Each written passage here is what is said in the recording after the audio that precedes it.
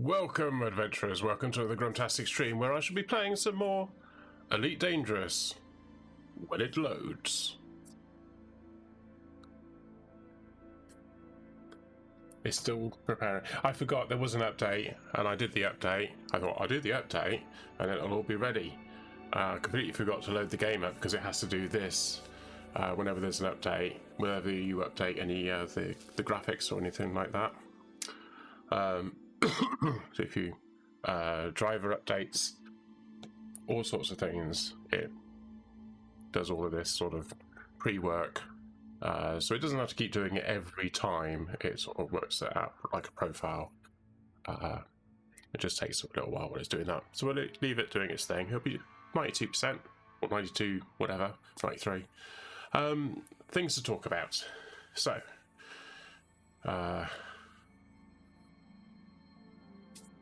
on Twitter, Kokarnish said something, or it pinged up on my message that he'd said something, and it was about chat. Someone asked about whether he could actually display the chat on his Twitch stream on screen, so that when he uploads it onto YouTube and they're watching on YouTube, they can kind of see what he's reacting to, what the emotions are, etc. And he said he won't do it because there are certain laws in the EU and in certain states in America that prohibit doing that. And then he went on to say with a follow-on post that actually it's the GDPR in the EU, which is something that we have to abide by, and it's about being responsible for data owned by other people. So if you write something in the chat room and it appears on my screen on Twitch, and I got the video too, then kind of it was created by me.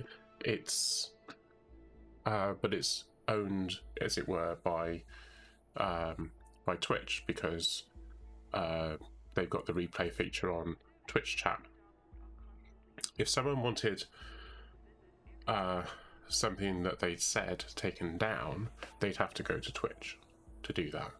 But on the video, they'd have to come to me because I own the video, or they might take the video down because it's just easier than trying to edit it.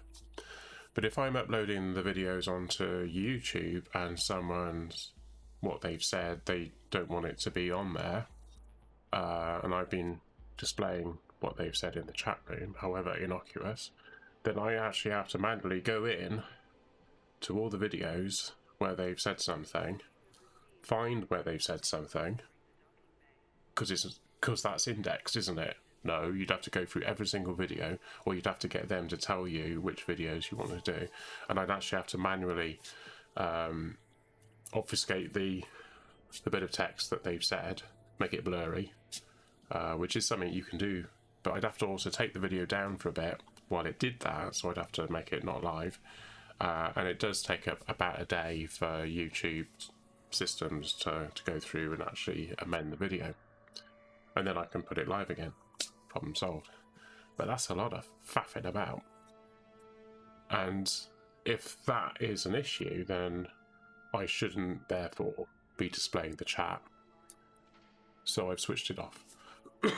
So now if you say anything, I'll still respond to it because I can still see the chat room, but anyone watching who is watching on YouTube, they won't see what I've responded to. I have this habit of sort of reading it out as I'm saying it, but I don't always say who it was who said it as a means, so it should be okay in that respect. Because that's just me saying something out loud, isn't it? You got snowed on today. Hi, Nomi. What, you're snowing in your hometown? Can't say that out loud. Or were you out and about? You doing a walk?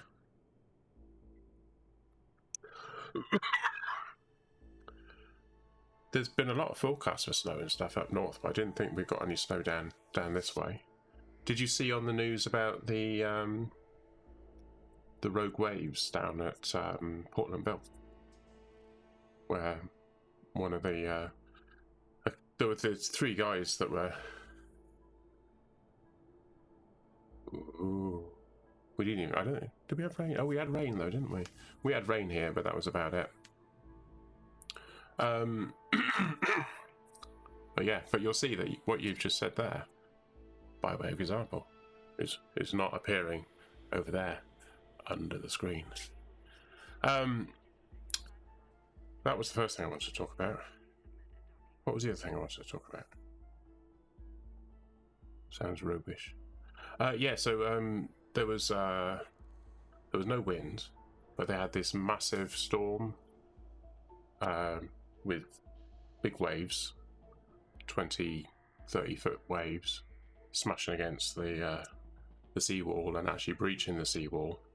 And there was 3 guys, volunteers, were actually trying to get the public away, and that's when a wave actually hit that area, and they got hit and knocked about, I think they said about 50 foot, 50 or 60 foot, and one of them was actually smacked into a wall with a bit of force and ended up going to hospital with injuries. But I mean, it could have been so much worse if they hadn't been there to get the public away, because the public were watching. You know, so slight bit of irony that they had to do that to get everyone away. There was something else I wanted to talk about. There were 2 things. Bloke with superpowers. Good day, sir. How are you? Yeah, so GDPR. I've removed the chat from there. Oh, I'm thinking about maybe some other things. Mood. I had this idea of a mood thing. So people are using lots of emotes. Maybe the biggest emote, the most commonly used, or something like that, because people tend to use emotes when they're shouting yay or nay or boo or whatever it is to what's going on. I don't know, something automated. Oh, the other thing. So, DH over in America, he was doing his first ever build of a PC. He wasn't streaming it or anything, he was just sort of doing it in the background. But he got the computer up and running this afternoon, and he was getting Elite up and running, getting the keybinds and all that lot. And someone came in the chat room and just sort of said, have you double checked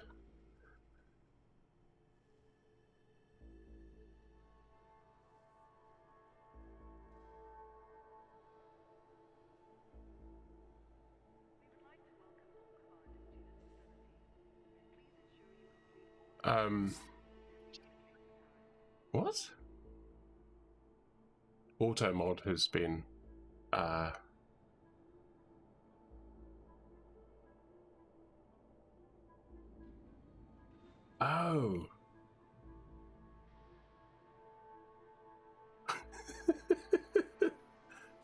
It's highlighted the stuff in red, the things that it's thinking there's a bit of a problem, and I'm thinking like,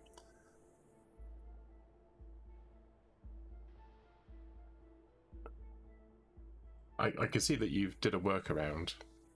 Well, that word was one of them, because you put a space in the middle of it and it identified it. But the other ones, I have absolutely no idea why.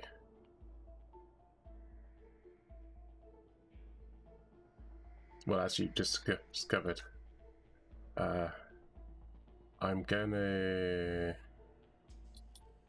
do that, and I'm gonna. There you go.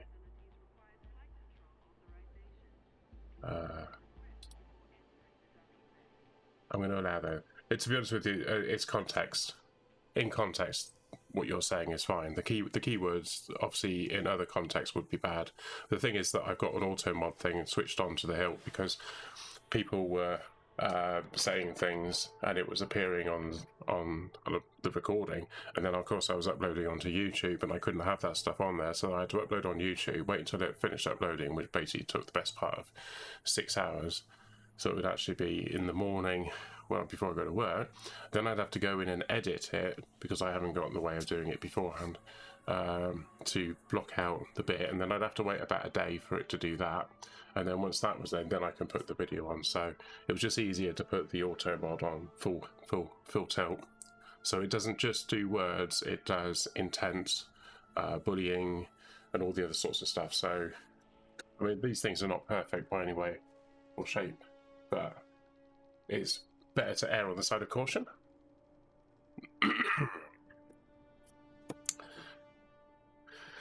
But yeah, you're right. But then people do use those words in the other sense of the word. So, yeah.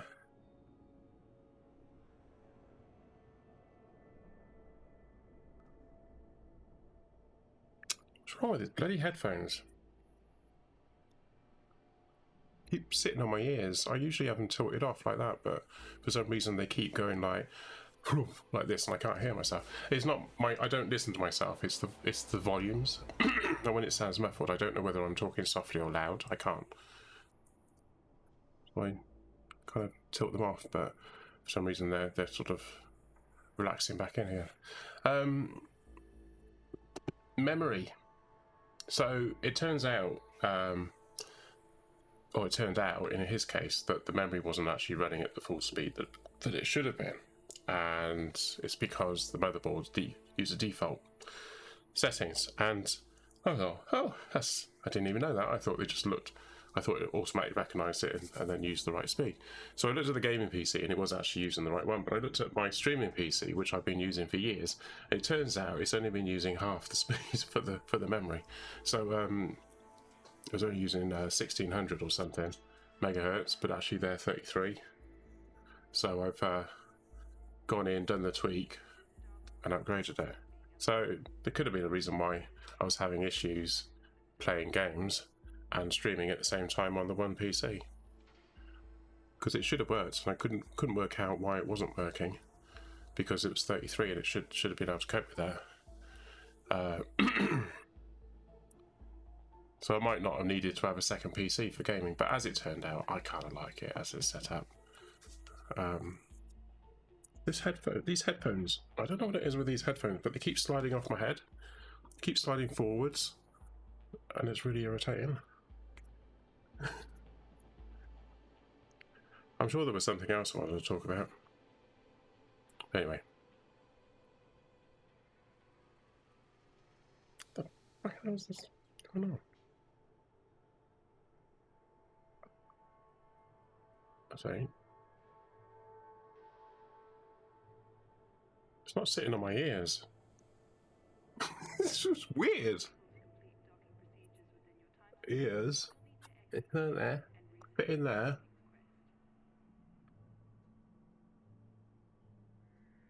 How could something not fit in your ears? It's really weird. But I can feel it pushing against one of my ears, but on this one I can't feel it at all. So it's kind of like, what's going on? Why is my ear?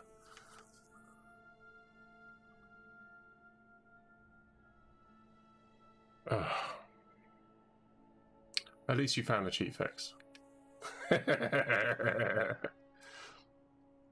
Yeah.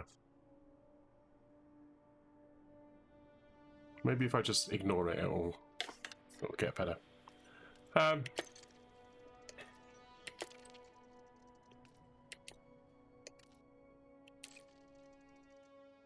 Been talking to Milo today.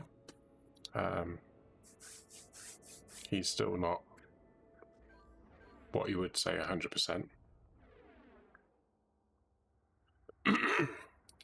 Maybe it was here and hot and swollen. Have you tried some cooling water spray? Maybe. I'm not going to rule it out. Oh god, I got something tickling in my ear now. The other ear.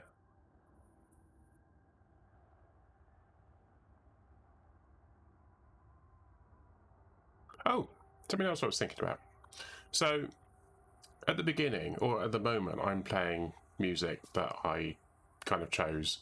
I went through and I picked lots of different tracks and things that were royalty free, because the VOD was quite often getting these big red splodges of copyright music, can't play and switch off all the audio. And now, obviously, with OBS Studio, they got the feature where you can actually get it so it doesn't do that.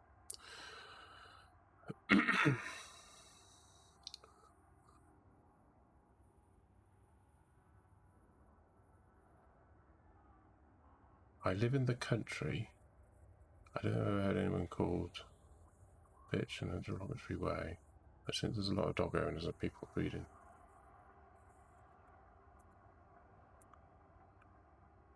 You live in the country? Okay. And don't watch TV either then. There's lots of TV shows, I'm seeing it on there.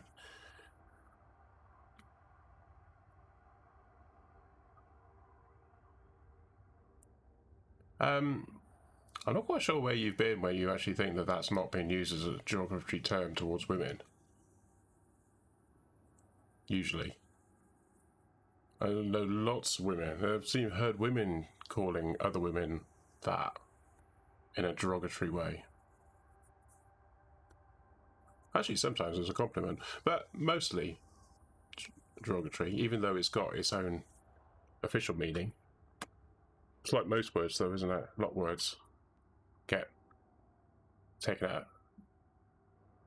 Oh, in person? No. Well, no, I mean, you probably wouldn't necessarily, would you? Being a bloke. I have heard it. I have heard a bloke being called it. But that was more in a complimentary way. For some strange reason, it was very, very surreal conversation that was happening. Anyway, I'm going to play some Elite Dangerous. I forgot what I was going to do. Oh yeah, the intros. So I'm doing the intros, I'm doing the music.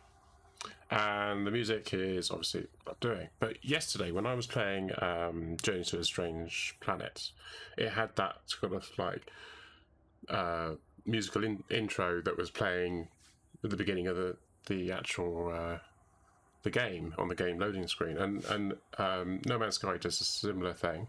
And I've actually been thinking about maybe changing it so at the beginning, instead of actually having my musical playlist going on, I would actually have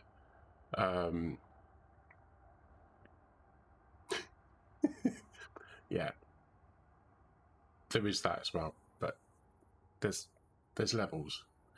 To actually have the game itself as the background interlude music, maybe. It was just a thought. Anyway, what am I going to do? I'm going to do that, and that. We're in space. Deepest, darkest space. And I'm in a spaceship called a Crate. It's actually a Crate Mark III. And it's an unusual spaceship in Elite Dangerous in that the cockpit is actually on the underside. It's at the front, but it's actually on the underside. Just sort of above my head here, there's a hologram of my ship. So you can actually see it there. And you can sort of see at the front, there's like a little sort of slot. And that's where the cockpit is, but it's actually hung underneath. And if I do that, you can't really see, but that's that bit there, and then that bit there at either side. And we're underneath that bit. There's actually a seat to my right and left behind me, but you can only really see it in VR, or if I use one of the cams, which I can't remember how to do. It's a keybind. I don't think I've set it up. I lost all my keybinds, and I haven't actually got around to sorting that out. So the mission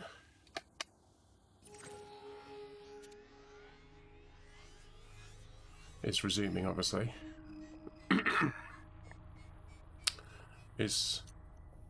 I am in deepest, darkest space. So at the moment, I'm down here, and I want to go up to there. that is the center of this galaxy. It's... I can't even zoom out far enough to actually be able to see the whole. That's as far out as I can get. Oh, no, I can't get any higher than that, can I? No. So there's that action as well. That's obviously as high as you can go. And that's as low as you can go. But it's actually quite big. Now, you can't really see it, but every single dot is a star. Every single little dot in there is a star. But actually, it goes further than that. And I'm going to have to zoom out a bit to do this because I've got a bigger zoom. And zoom in, zoom in, zoom in, zoom in. Zoom in, zoom in, zoom in. You just don't get the appreciation with this because it's so bright. Let's go out here a bit. Let's go maybe here.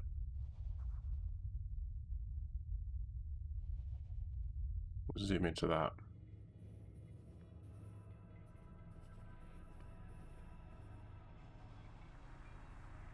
Every single dot is a star, and every single star, with the exception of a few areas, are stars that you can actually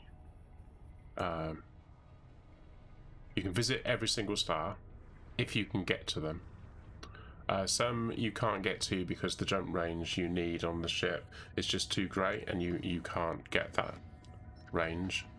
There are ways of making it further, but you've got to remember that you've got to be able to get back, and sometimes it's the getting back which is a problem. They have added some like frigates to the game now, and I haven't got one, but they have much bigger jump ranges, so people have been able to go out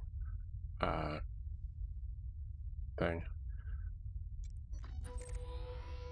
I'm going to zoom in on that one at random. But that's a star. Oh, that's a K7, that's a boring star. So there's that view. I've got lots of different views going on. I've got it on realistic view at the moment. I normally have it on map view. And that one actually has color coding for the different types of stars. So where we are at the moment is here. So if I zoom in on that, as you can see, there's an awful lot of stars. Let's change it to realistic. An awful lot of stars. And that's because we're getting closer and closer to the actual the center of this galaxy, the Milky Way. So that's where I am at the moment. So that's kind of why when you look around, it's very rich in stars.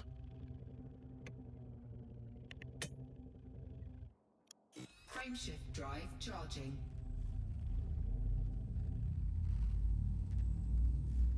There we go. So the actual mission is to I'm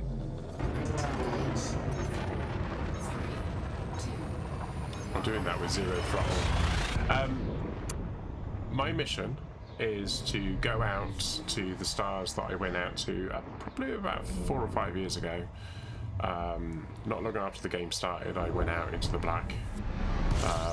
At that time I had an ASP and I didn't have the jump range that this has got. And I was actually intent on well, just I went to I was going to go do a loop actually. My original plan was to go around the galaxy anti-clockwise, counter-clockwise if you're American, and is it that one? That one. What have we got? Gas giants. No Earth-like planets. Okay. Frameshift drive charging. And I got so far around, a lot of people were talking about going to the centre, going into Sagittarius A star, because that's where the giant black hole is. And I thought, Do you know what? I'm going to go and have a look. Let's be among the first to go out and see it. You can't get your name on it because someone else has got their name on it. You get your name on it by going out, scanning it, and going back and selling the data. Somebody had already done that even by the time I went out there. But I was among the first few thousand players to go out there. Probably within the first 1,000. In fact, it probably might have been less than that. System scan complete. I don't know, I can't remember. It was a long time ago. 5 years ago. I haven't got any proof of that. Well, I have got a little bit of proof because there's a video on my YouTube where I actually jump in at that very place. So it's kind of recorded in the sense of dates and times, but I think I didn't upload it to YouTube straight away. I can't remember. So I don't know if the dates are on it and things. Let's have a go look. It's one of my most viewed videos. It's up in the thousands. I've got another video which is about 800 views now, which is a DayZ one, which I just put it down as it was ultra hard. Someone complained on it, saying that it was really boring because all I was doing was looking for boots. I'm going like, you do understand what really hard means, don't you? Survival is really hard. It means that the stuff that you want to get isn't easy to find, but you need to find it. Anyway, I thanked him for his comment. If I'd have edited it down, it probably would have been a 5-minute video, but I don't have that time to do that. Anyway, yeah, so that's kind of what it is, and I found a load of Earthlights, and I kind of bookmarked them. I wrote them down, and then because bookmarking wasn't a thing at that point, you couldn't bookmark anything. So I want a quick shifty. No, there's nothing there. Frameshift drive charging.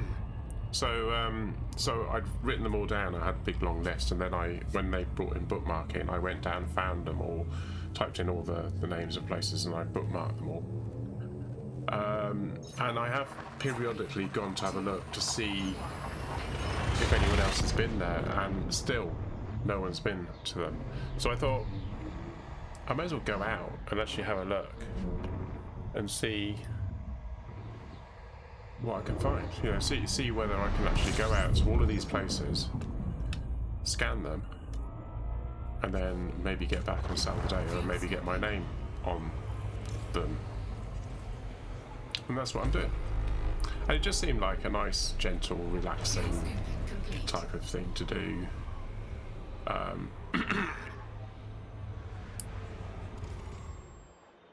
No, what's that? That's a gas giant. Okay.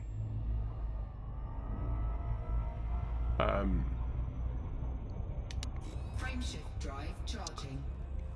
Chill evening. Sunday evening seemed like a good choice to do it. And just basically, it's just going to be this: jumping to each one, waiting to see if there's anything worth. Say it again.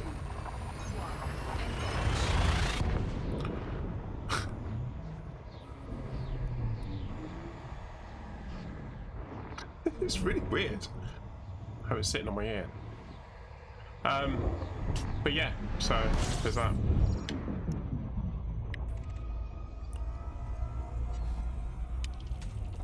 Fuel scooping. 22 bodies.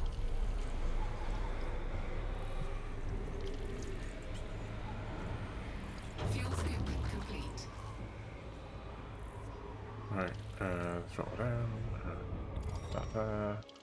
I'm looking in this area, so if you don't look, I don't know if you can see it. It's just over my left shoulder. You can see, and as I move this around, you can actually see it's changing. So gas giants, and then you've got water world there, and then a bit further along you've got ammonia world, and then you've got Earthlight world. That's the window I'm looking at. So I'm looking in that sort of frequency to see if there's any of those there. If there are, then I'll stop and I'll scan them. But if there aren't, I'm just moving on, because my objective is to Frameshift drive charging. jump. I've got 68 jumps to my next location, and my next location does actually have an Earthlight where no one else has been before. and I've had my. It's not actually got my name as Grumtastic because this isn't my Grumtastic account. This is my Sentinel account. Up until about 3 years ago now, I rebranded to Grumtastic, but I was actually originally Sentinel. Two planets, two stands. It's a binary system. Fuel scooping. I'm not going to fly through the middle of it. This one doesn't seem to cope with the heat as well as my Asp would have done.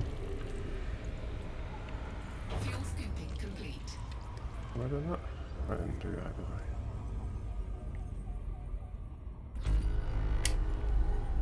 $51. There's 4 stars here. What do we got? What's that? That's a gas giant. Okay. Moving on.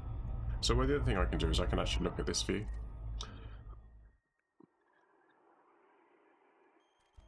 So there's probably loads of planets here.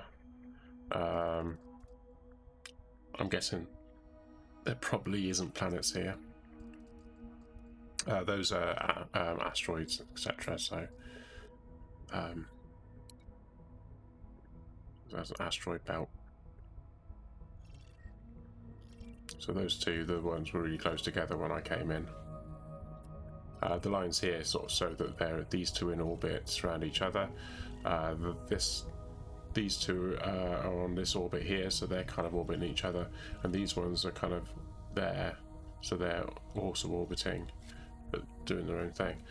You can change it to the orrery view, and then you can get the view there, so you can see that they're in orbit around each other, they're in orbit around each other, but they're kind of all orbiting this central point.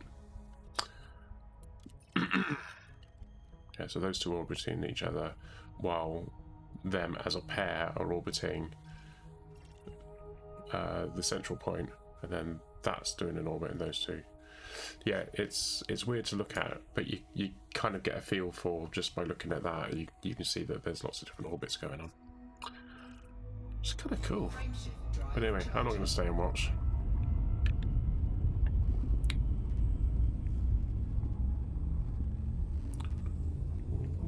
So theoretically, we're going uphill, sort of. 3, 2, 1. On our way up to the next one.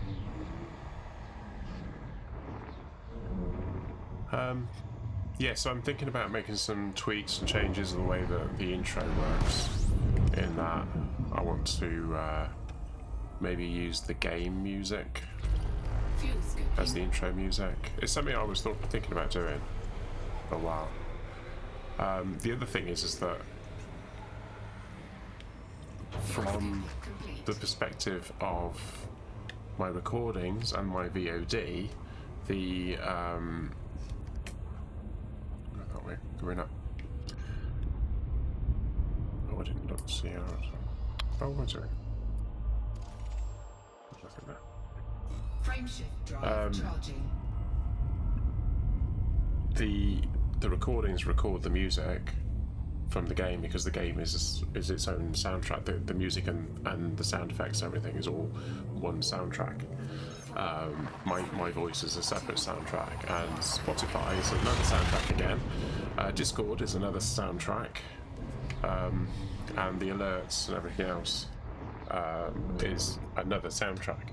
And that's how I got it set up. So of course, if I'm using the in-game music, there is a danger that the music itself is copyright. So I think in those instances, if it was that, then I'd obviously not be able to use the music from the game, and I would just actually use my own copyright music at that stage. Fuel scooping complete. Anyway, that's what I was kind of thinking about. Did a bit of coding this afternoon. Visual Basic.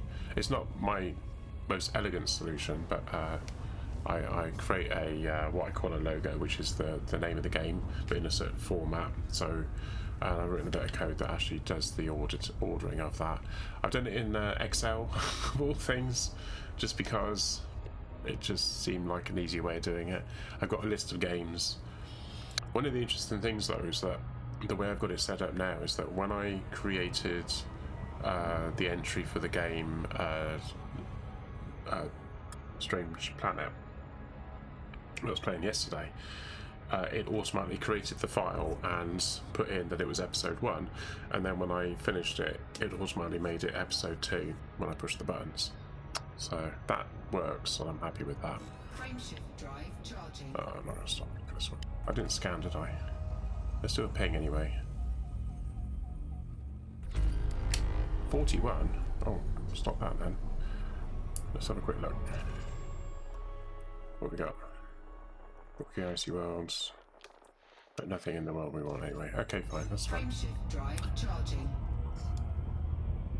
So technically speaking, we're going up. So the galactic plane, which is that one down there, should be below us. Theoretically. I'm quite proud of my little bit of code. Visual Basic is probably the easiest language to work in. It's not how I really want it to work. What I'd really like to be able to do is just type in the name of the game that I'm going to be playing on Twitter, and then have a button that I can push that takes that the name of the game, and then creates a file, and then the other things kick in, and even possibly have a database rather than using a file database that I'm using.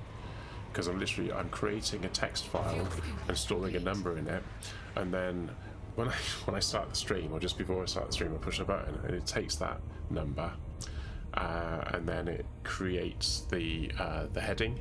So I got Sunday Elite Dangerous Beyond #5 because it's taken that information from all the various places. And then when I finish, I push a button and it will add 1 to the 5, which will obviously be 6, and it will save that.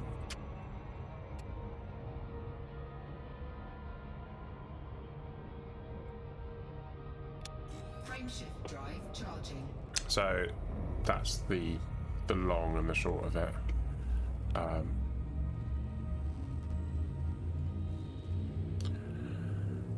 How I've got it set up at the moment, it's just a load of workarounds. 3, 2, Yeah. Change is a constant, isn't it? I have been thinking about maybe sometimes switching off the webcam for certain games. Do you really need to be seeing my face all the time? fuel scooping. I have maybe for games where I'm having to sit back away from the screen, like I am now. Fuel scooping complete. If I was doing like VR, for example, there'd be no benefit to seeing me, really, because you won't be able to see my face, will you? Let's have a look. What we got? What's that? It's a gas giant. Frameshift go drive again. charging. So, Nomi, snow. Snow, you were saying snow. It snowed on you when you went for a walk today. Was that this afternoon? 4, 3, 2, 1.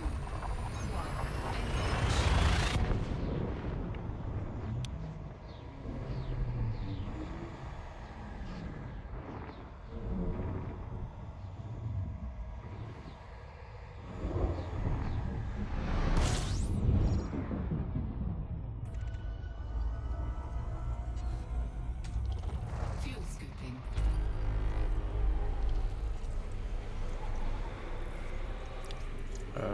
Yeah, so I was talking to Milo today. He seems to be...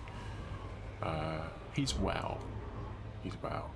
I don't think he's quite in the place where he's going to be joining me, or playing games for that matter. I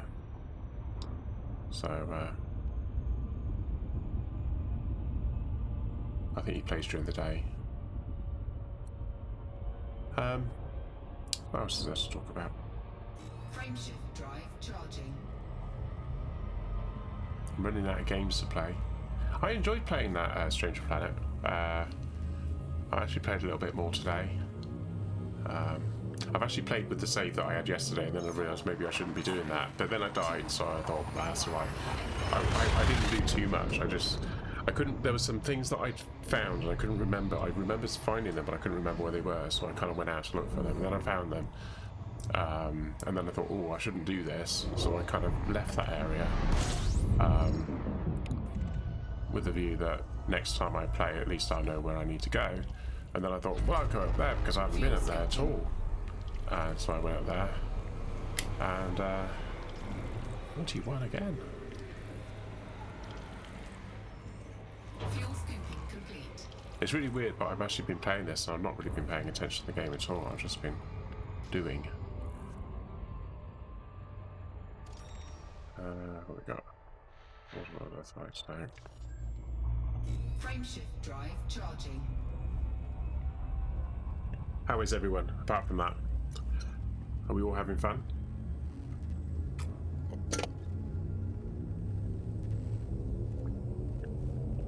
Four, three, two, one. I'm now in the Galactic Center. I'm now entering the Galactic Center. I'm not going... I'm kind of going upwards. But now I'm now in the Galactic Center sector. Didn't used to have that when I was playing this game. When I went out this way last time. Fuel scooping.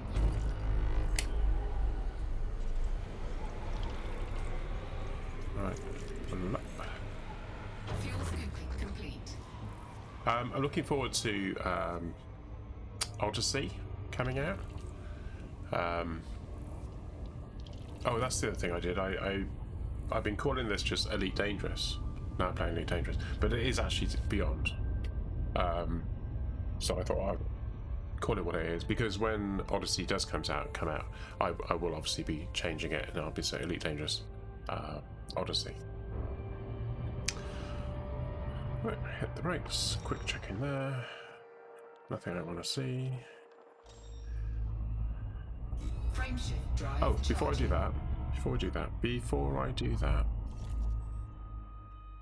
let's just change this to map. Map.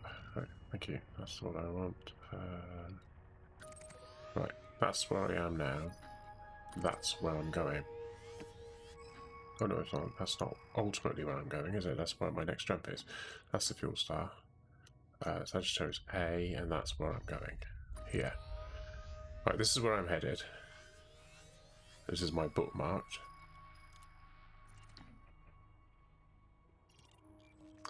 And you can see that these have all been discovered by Sentinel, which is me. But you can see that these ones haven't. So when the game first came out, the only way you could scan a body was to fly out to it, wherever it is, and then actually point your ship at it, and then it would, if you get close enough, it would then do a scan thing, which will be a little thing spinning around, and you'd have to wait, and it'll go dink up now, and then it's found it. So you'd have to do that for each and every object, and that was time consuming, including the suns. Now some of the stars, quite often you didn't actually have to fly all the way over to them, because the size of them, there was a relative distance to size ratio thing that they had. So the larger the object, the further away you could be to scan it. So the suns, I could well have just scanned them just by looking at them, even from over there. But if you look at that, it says it's 106,000 light seconds away. That one's 105,000. It won't tell you how far away those are, but you can see the fact that they're not even in this. These two, there's the binary pair that are orbiting each other, and that's obviously got its own stuff going on orbiting those. But these are actually orbiting these two planets. But yeah, so that's why I didn't really scan everything. It wasn't in my nature. Well, to be honest with you, I got a bit bored. In all fairness, I just wanted to go on and go to the next place. It's alright, I've just had a load of stuff appear on my screen. I just I don't know why I'm doing that. Put that there. So yeah, that's why. So if we come out again and go out even further, you can see that. Let's do that. There's lots and lots of bookmarks. But you can see there's loads of bookmarks over here. So this is actually ultimately where I'm going to. So this is the furthest point that I've ever been to. So the plan is to go out as far as this. I don't think anyone else has been here. But you can see I scanned that one because that was well, I thought it was something other than what it actually turned out to be. But I also, on a star just before it, I think I flew through a star to get to the star that I was going to. I took a bit of damage to the ship, and it was enough to sort of think, I need to turn around and head back.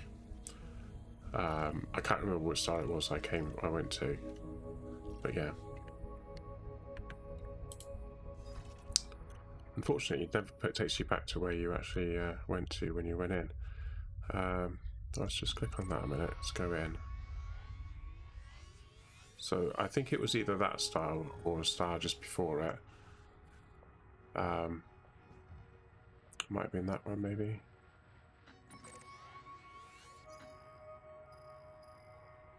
Don't think I've been there, no. I thought I came down from somewhere. Actually, I'm not really sure what's going on, because I was coming in from this direction.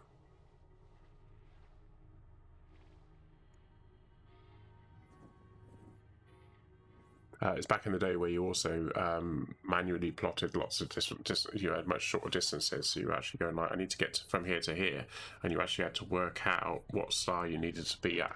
But they moved it to the 64-bit processing, and now you've got much bigger jump ranges. So I think that must have been... There's probably an Earthlight there. Yeah, there's an Earthlight there. That looks like me on the way back. Oh, I turned the wrong button. I should have done back. But yeah, that's kind of the plan. I'm planning on going out there and doing those. But I also thought I might actually carry on going out and see how far I can go, because I can actually go a lot further with this ship than I can with any other. So that's also something I'm thinking about. Someone else say something in the chat. I've got an old conversation which was like half an hour ago still on there. I keep looking at it thinking like, I need to respond to that. No, I've already done that. I need to no, I've already done that. Yeah, so I had this sort of idea of instead of having the chat on there, actually having it so, I don't know, picking up on keywords to get a mood of the chat, maybe, and then have a little maybe an emote or something indicative of that mood, because that was obviously encourage people to talk in the chat room as well, because they'll want to affect the emote. Should be kind of interesting, maybe. Alright, let's hit the brakes, quickly check on that. Nothing there, just a bunch of rocks. Frameshift drive charging. Onwards and upwards. So that was a thought I had. I've got on my... I was watching another streamer and they had Be Right Back. And I sat and waited for a bit, probably about a minute. But it was just kind of like, there was no music, there was no sound, it was just an image, and Be Right Back. It was definitely live. And I was kind of thinking like, I need something to say what's going on. I need a countdown. I need some reason to want to stay. I was just sitting there, and then it popped up saying hi, and I think that was probably a bot. and then he said he'll be back in 5 minutes. Well, I've already been there like 2 or 3 minutes, so 5 minutes is a long time to be waiting. And he'd only started the stream less than 25 minutes beforehand, so it seemed like a strange time to disappear off for that length of time. I mean, when I have my be right back, it plays a video, so there's something going on, something to watch. I'm going to the loo and I'm coming back. You know, I'm not going to be gone for that long. Yeah, I don't know. It's an interesting one, that. Frameshift drive charging. I've got to do the thing. 13 bodies. Oh, go on, let's have a quick butchers. No, nothing. Frameshift drive charging.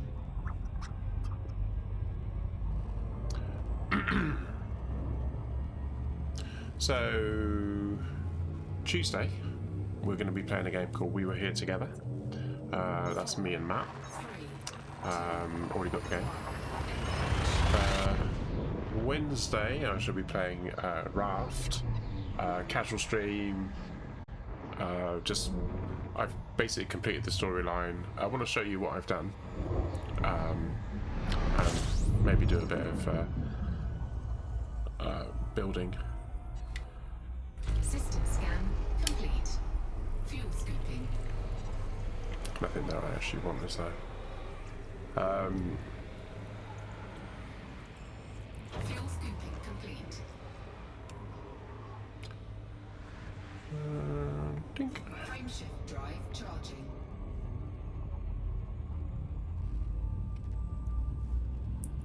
Yeah, so there's that, and then I've penned in Journey to the Savage Planet continue on Thursday. There's a possibility Matt might join me for that, so we might actually start a fresh game for that as a co-op game. I was curious to know what the other style of game, the Game Minus, is. Well, they just said Fuel scooping. everyone else has got System scan Game Plus complete. or Level Plus, so we decided to have a Game Minus, and it is quite literally you have 3 lives, and there's a clock. Complete. So it's actually it's for a speed run. Once you die, you're dead. You got 3 lives, just like in the old-fashioned types of games. If you're playing, have I not? If you're playing multiplayer,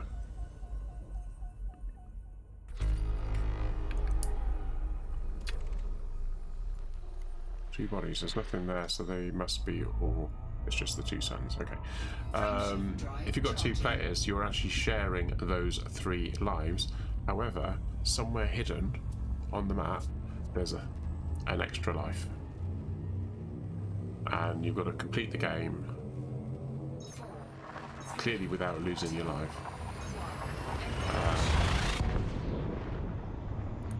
Kind of fun. I also discovered in photo mode, you can do lots of interesting things with it. So you could actually have an alien with you in the picture, which isn't actually in the game. So you could have fun with that. System scan complete. And we've got some interesting filters, including one which is an ASCII filter. Do you remember those ASCII photos or pictures you used to get? Like that, but in colour. That was rather cool. There's a 1986 and a 1996 filter, and the 86 filter is basically just one tone. It's got an orange colour, orange and black, and then the 1996 is basically the same, but with colours. That's kind of cool. I mean, fun. I haven't scanned. I have now. Frameshift drive charging. There's that, and then we've got to next week, where Saturday not sure if I'm going to be doing a stream or not, just because it'll be the end of a 6-day week, and I don't know how tired I'm going to be. And then Sunday, Elite Dangerous. I haven't got anything else planned after that.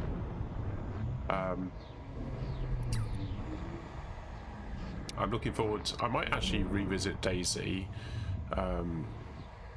Maestro was playing DayZ yesterday, and he's actually said that he will give me the server details. I don't know if he has yet. It doesn't look like he's replied. But he's got his own server, so I might go into that one. There is the other server that I have been playing on but stopped, which is the roleplay one. Did a bit with that, but kind of lost impetus with that one, just because I don't know whether roleplay is for me. I know we used to do roleplay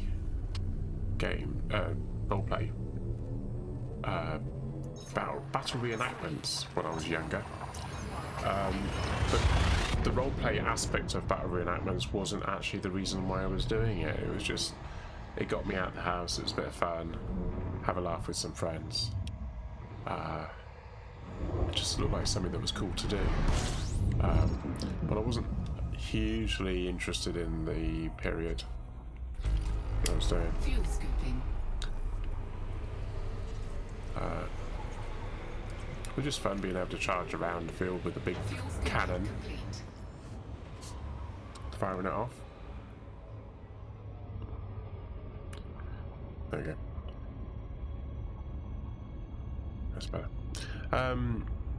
Yeah, so been there, done that, burnt the t-shirt, as it were. Went to Malta. Actually, we went to Malta in 1999, I think it was, to do the. It was the anniversary of the invasion of Malta by the French. Turns out that the Maltese don't really like the French that much because of that. I'm sure they probably like the French now, but they didn't really like the reenacting of the invasion of their beloved country. And who can blame them? Where it got interesting was the fact that I was actually reenacting as French, Fuel scooping. and they didn't know that there were very many French people actually. I don't think there were actually any in our group that were actually French. We were mainly British, and there were some Germans.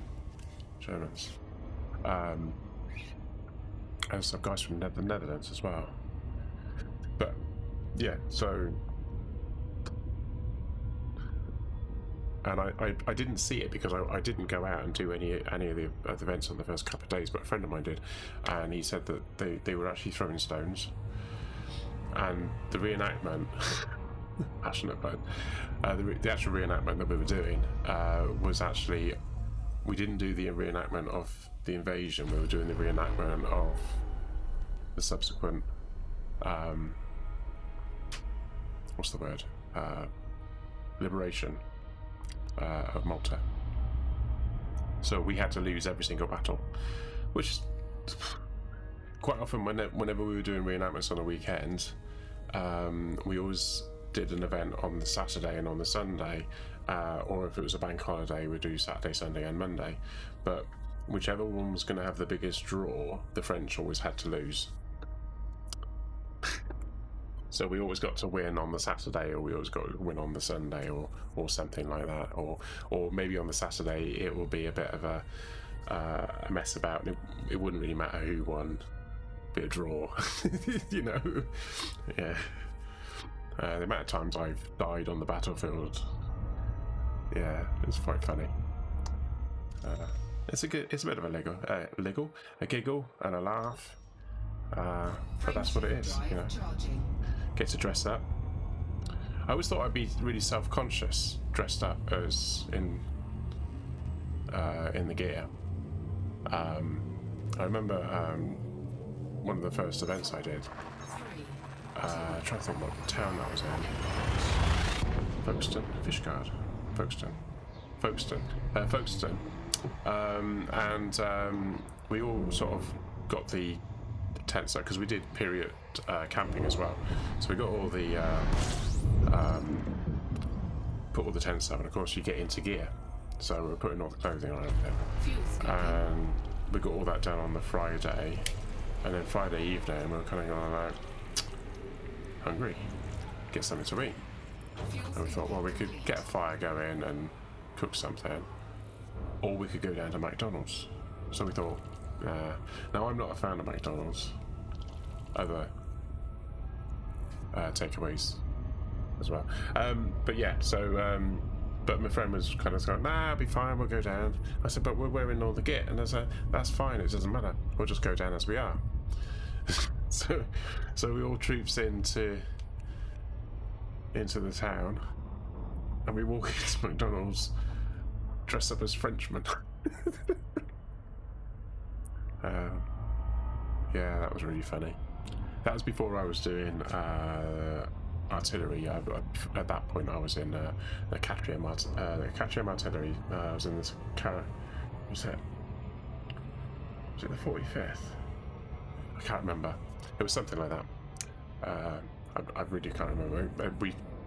I moved on not long after that. I switched because it was muskets, but I wasn't interested in firing a musket, because if you've ever watched people cleaning a musket after the battle, it's a good 20 minutes, half an hour. And it's just like, ugh, I don't really want to be spending the time doing that. I want to have a laugh, you know.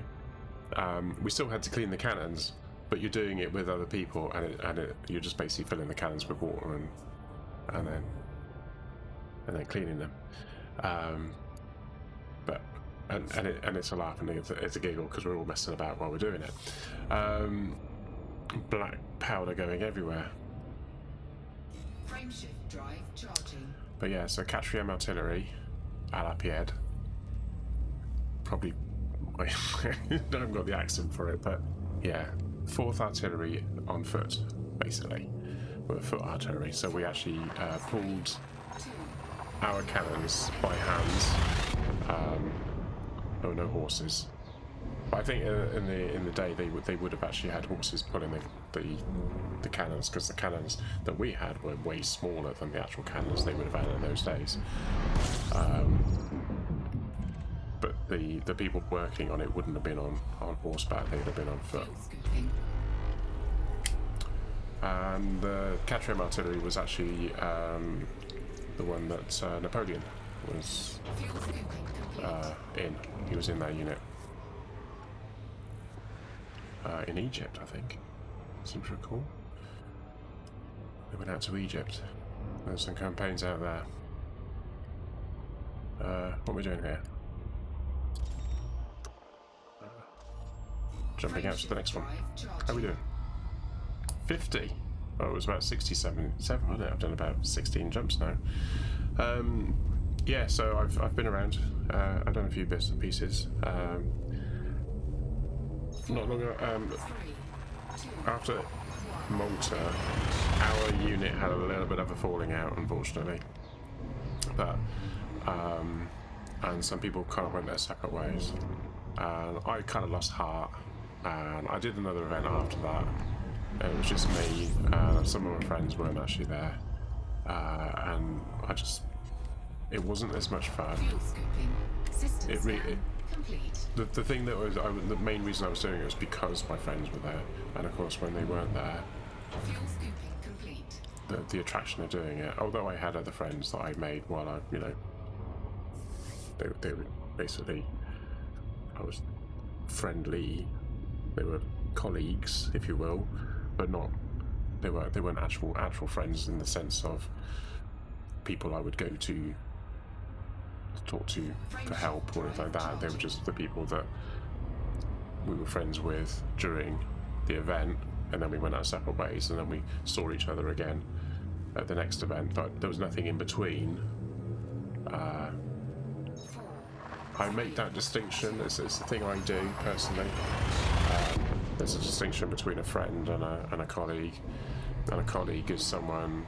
Colleagues are people I work with, get on well with. We're friends at work, but not friends outside of work. Whereas a friend is someone I'm friends with in any setting. Fuel scooping.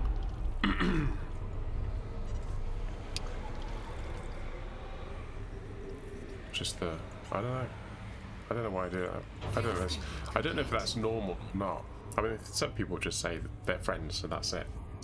But yeah, I think if you have someone who's a friend at work, but then you don't talk to them at any point outside of work, then really they're not a friend. They're more of a colleague than a friend. Do you know what I mean? There's different levels. I'm not saying that you hate each other's guts, but Frame shift drive charging. yeah. I don't know how I got onto that topic. I'm waffling. I'm not even stopping for this one. Just go. It could have been like 3 Earth lights, a water world, and I just went straight through. I need a drink of water because I've been talking a lot about nonsense.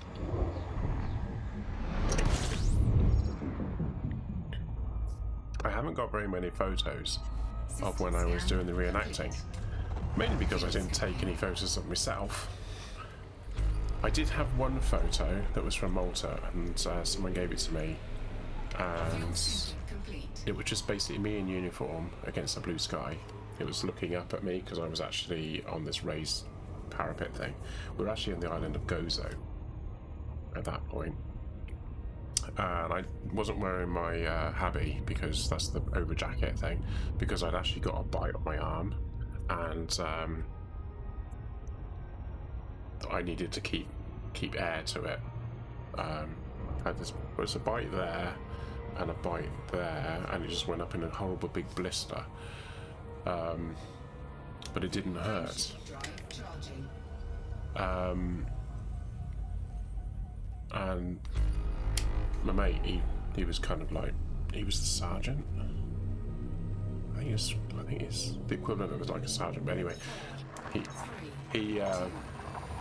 was my friend. So he took me to see the organizer. They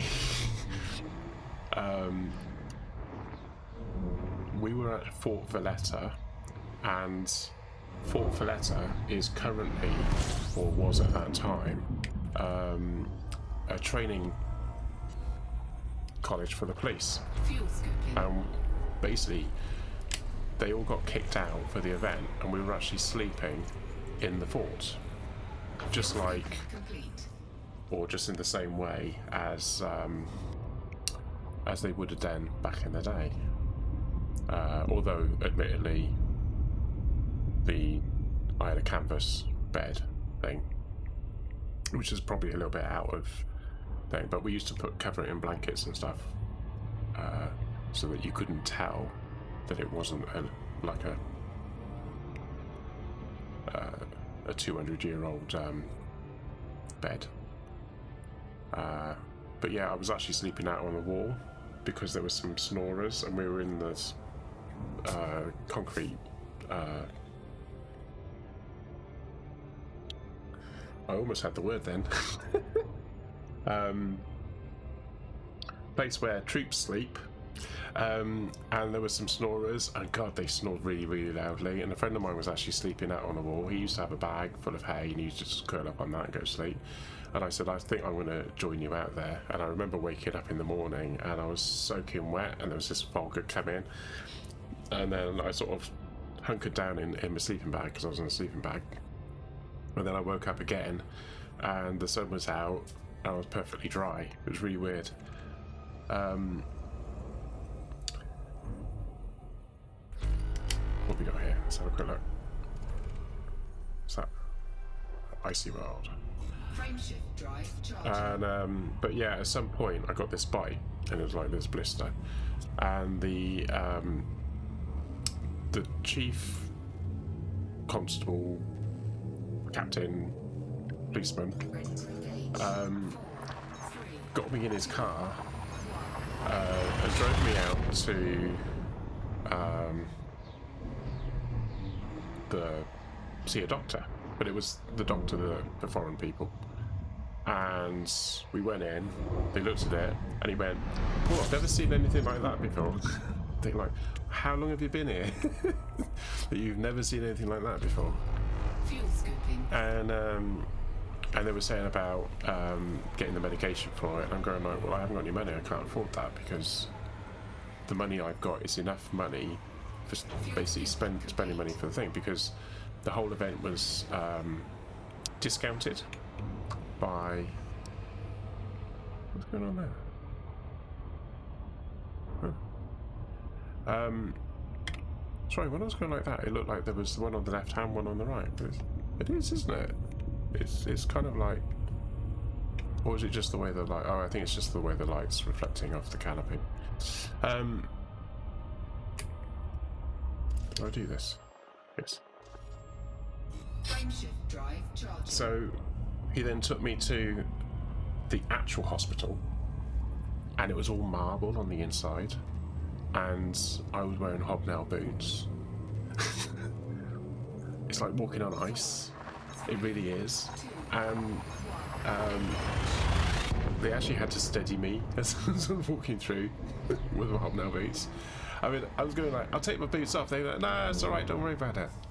And we went into the room where the doctors were, and it was all kind of like curtained off areas and stuff. And he just said, "Wait here." And okay, like this. And then someone who was in this room came out, sort of gave me a weird look, and then wandered off. And then he said, "Okay, you can come in now." They'd actually kicked a patient out in favour of me. It's just like, Fuel scooping complete. what? And then they gave me some medication for free, which was what's it called? Cream put on it. So this is all happening in the space of 2 weeks. We were out there for 2 weeks, but they basically essentially paid for us to go out there. I think it worked out as something like we had to pay about 40 quid to fly out there and back, and they gave us somewhere to sleep, and they fed us every day, breakfast and lunch, for us to go out and reenact battles of the oh, do you know, I keep forgetting the words. The Battle of Maltese, kicking the French out to celebrate the invasion. But when the Maltese actually found out that we were actually British and some German who were actually just pretending to be French, especially when we went into the pubs and we were dressed in the uniforms, and they found out, it was like, "Oh, come in, no, it's fine." Yeah, it was really weird. And that was all in 1999, I think it was. Yeah. So if I'd have carried on doing the reenacting, because I think they occupied for about 5 years, then I would have probably gone back at some point, later, to also reenact the actual kicking out of the French. But sadly I'd stopped. And not long after that, I went on to try the American Civil War.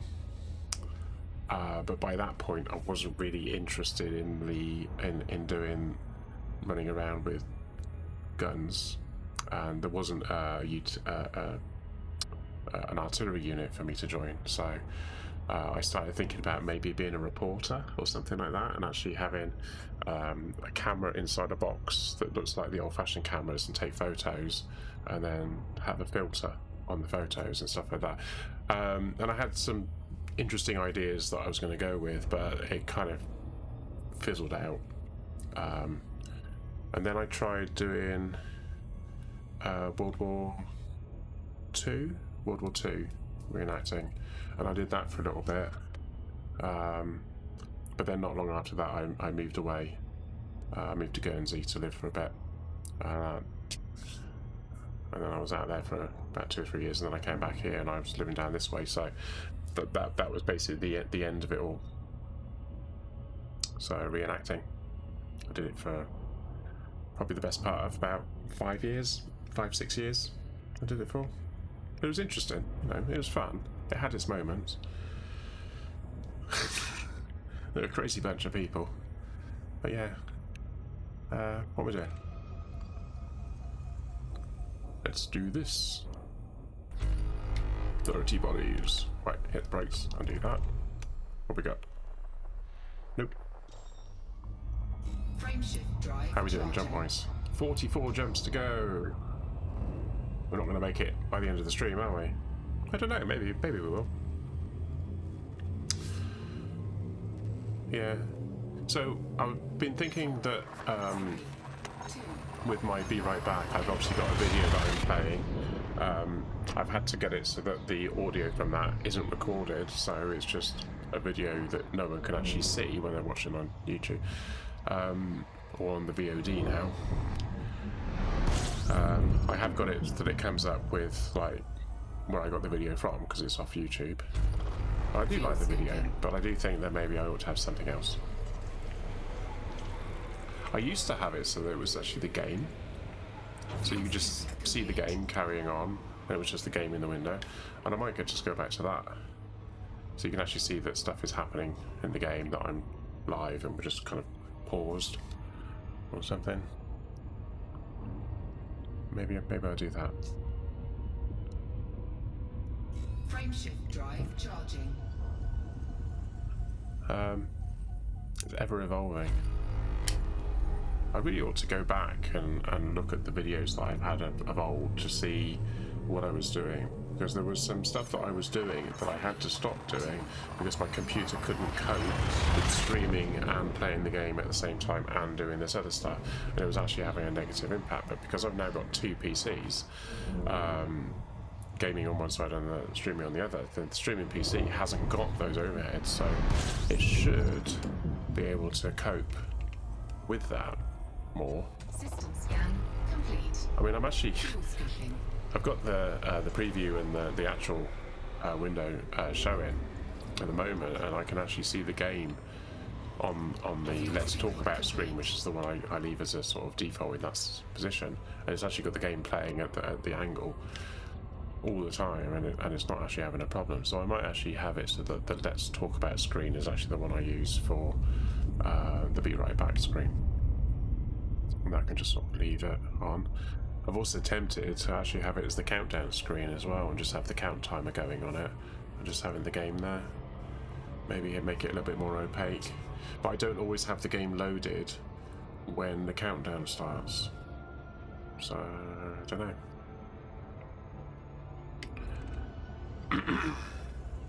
There's a swings and roundabouts thing there, but simplifying things. Frameshift drive charging. I do want to be able to get it so that I can move a window across, like a lot of people do. I haven't got that facility at the moment, because all the other monitors I've got going are full screen. They've got stuff on them plastered across the screen, so I haven't got a spare screen where I can just... Well, I have got a spare screen, which is that one there in front of me, but that one there in front of me is actually showing the other. So let's do it below. Fuel scooping. 11.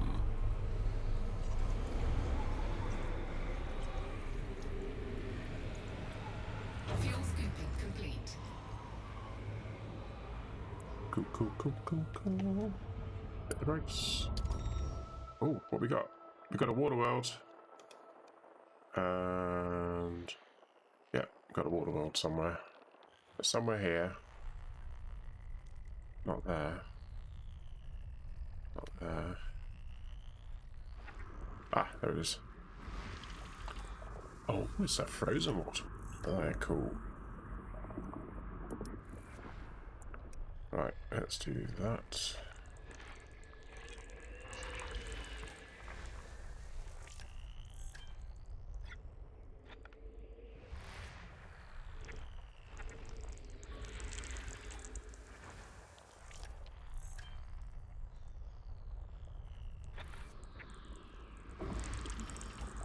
that's a water world as well. I got 2. Blimey. What we got? Oh, there it is. Okay. I think we've got to go and check these water worlds out, haven't we?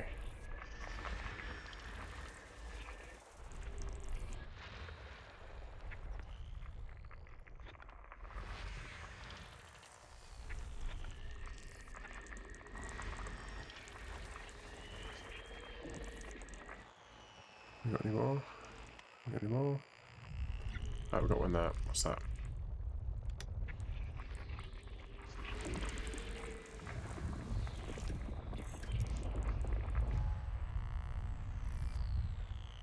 Oh, and System scan complete.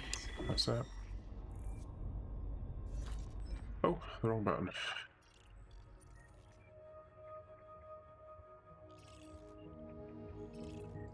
We've got a water world there, and we got a water world there. An ammonia. Cool. Quite close to the sun as well.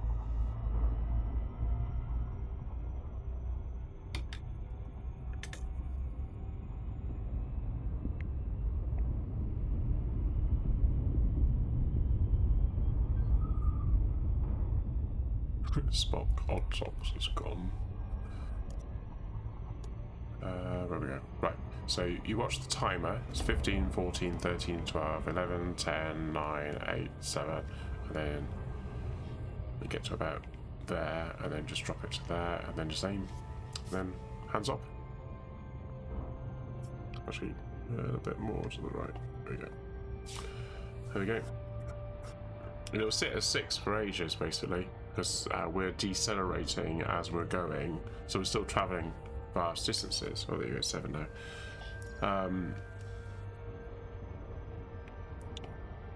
Well, there you go. So you can actually see that world on the right.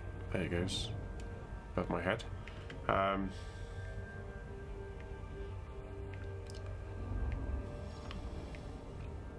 So it says on the bottom, just above my head, it says in red, out of range at the moment. Now it says we're too fast. We'll hit the brakes. Hit the brakes. Hit the brakes. There we go. And now it's blue. So now I need to round the back. And I was fine. And there.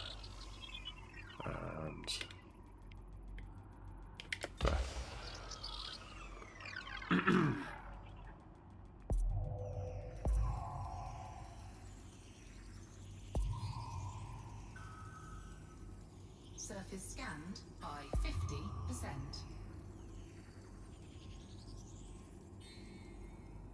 Cool. Oh, pressed the wrong button. That one. There we go. So we've got a big gap around the back, which is about there. Where got the lines? Miss? Miss? What's going on? Say miss. Are we too close?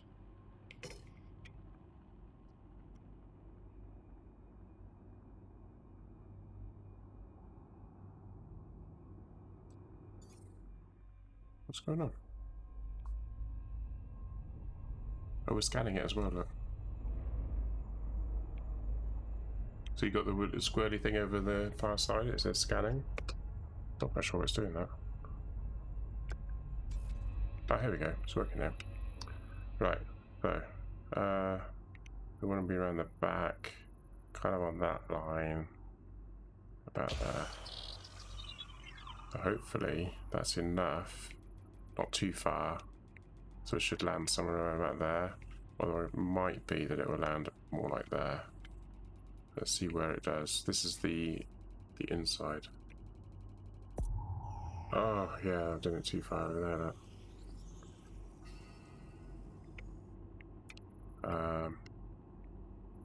What I could do is I could say there, couldn't I? Let's do that. It's the last one I can do. I can do more, but but the efficiency target is 6 probes, and I've done 5 at the moment. I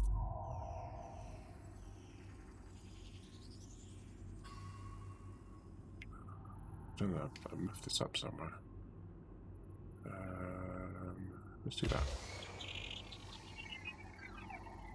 I think some of these circles are overlapping more than they should be. I think this world is actually a lot smaller than I thought it was. That's one of the problems.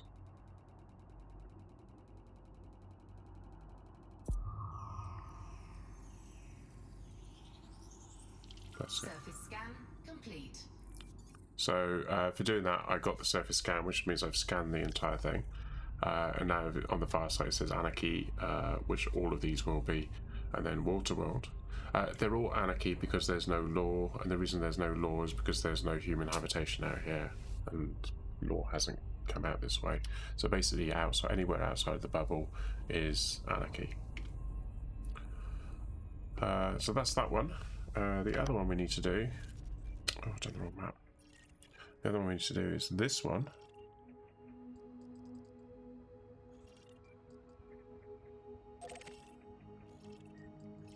That one. Okay. Which is that one there. I think that's what the miss was. I think I might have accidentally selected that one in the distance.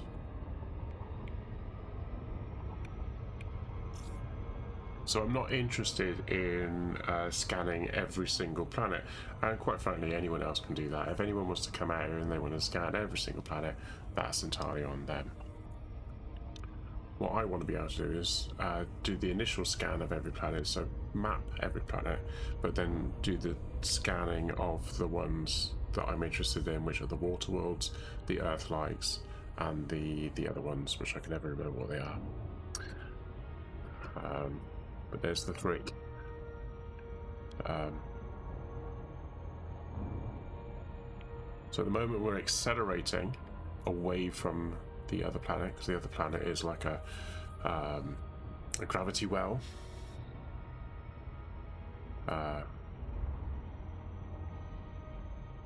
Which you can kind of envisage on a kind of like a 3D map of a 2D space, but it's very hard to sort of see in 3D. So we need to accelerate up until we get about 7 seconds away, and then we need to drop it down into the blue from there. And that's the thing that's just there, the big... Oh, I wasn't paying attention. So now I've done a thing called overshooting. We're accelerating too much. So I'm just going to do the loop of reconnaissance.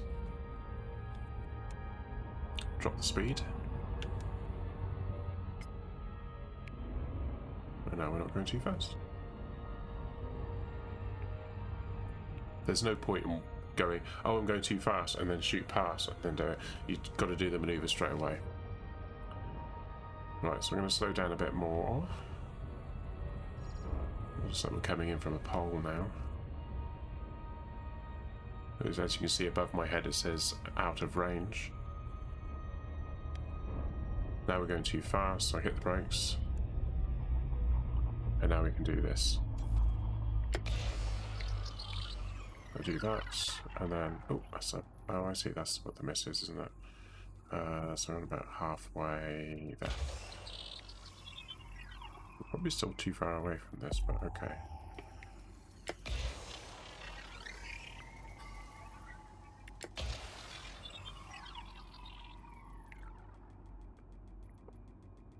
Six probes, what have I done? 1, 2, 3, 4. Surface scanned by 50%.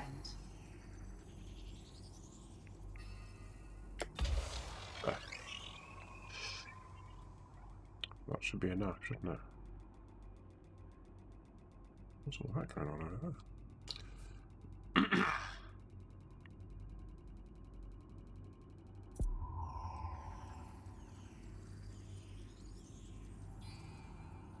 Surface scan complete. And we got the bonus. I don't know why this is drifting.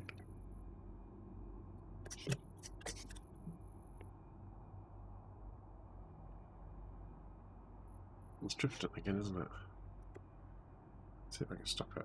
Sometimes that stops it. Sometimes it's the spring at the bottom on the thing, if it's just the positioning of it. No.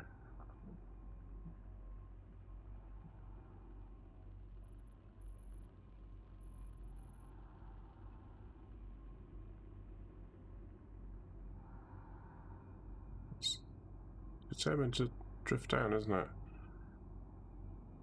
Oh. No, it seems to be going sideways. Okay. Now it's going off to the right. Oh. And now it's going down. Oh. Anyway, there you go. So we've now scanned the two. So we'll just go here again. And you'll see I still don't have my name on these. Because I need to have sold the data somewhere. And I haven't got anywhere to sell the data while I'm here. Oh. Yeah, I'm just thinking to myself, I'm thinking, I need to do something. Right, do that. So just wait for the cooldown. There we go. Right, we're going up there. Let's do that. Get a bit of speed on. As you can see, we're now actually quite high up, and we're actually above the galactic the plane. So we're actually coming out. There we go. So we'll have a look at that on the galactic map in a minute after this jump.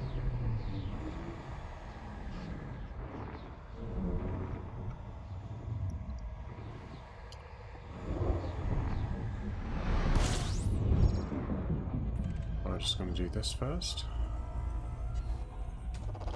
Fuel skipping.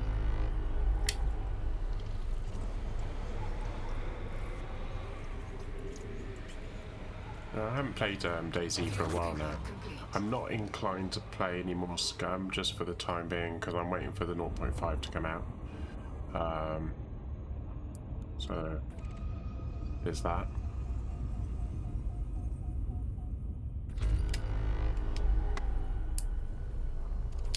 What we got here? Nothing.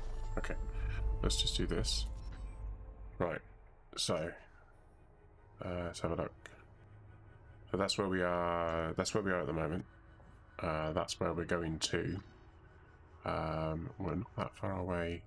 You can actually get to the point where you can actually see the line. You can kind of see it snaking up there, but you can also see that we're getting quite high up again against the backdrop that is the galactic plane. So that is actually quite high up. When I get to there, it might be that when I got to there or thereabouts, I couldn't get any higher. So I might have a look and see if I can continue to get a bit higher up before I take on to the next one, which is going to be there, which is coming back down again a little bit. We should be encountering some neutron stars as well, so that'd be cool.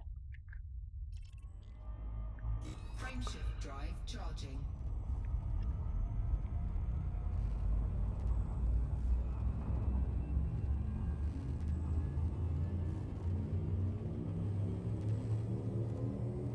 The downward drift doesn't seem to be happening there. That's interesting. 2, 1,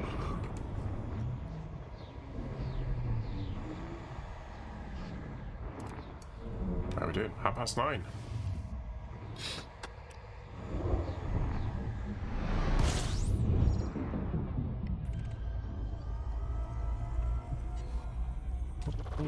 fuel skipping.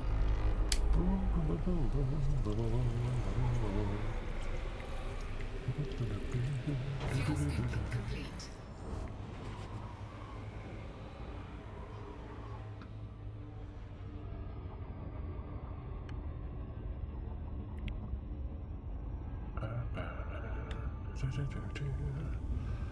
Right, have I done the thing? I have done the thing. Have I hit the brakes? What we got? Gas giants on the bike. The backdrop is just so different, isn't it? When you're looking at it, because you're actually seeing black now. The blackness of space. Start getting high enough. Charging.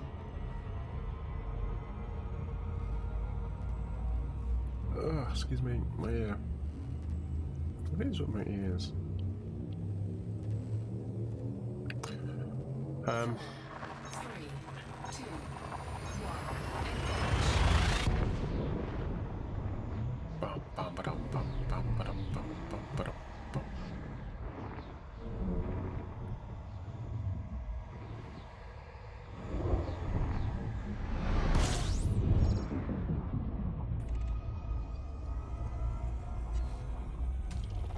Fuel scooping. 17 bodies.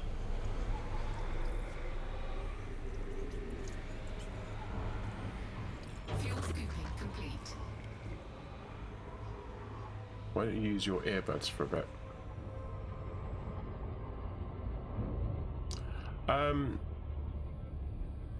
Because I don't know where they are.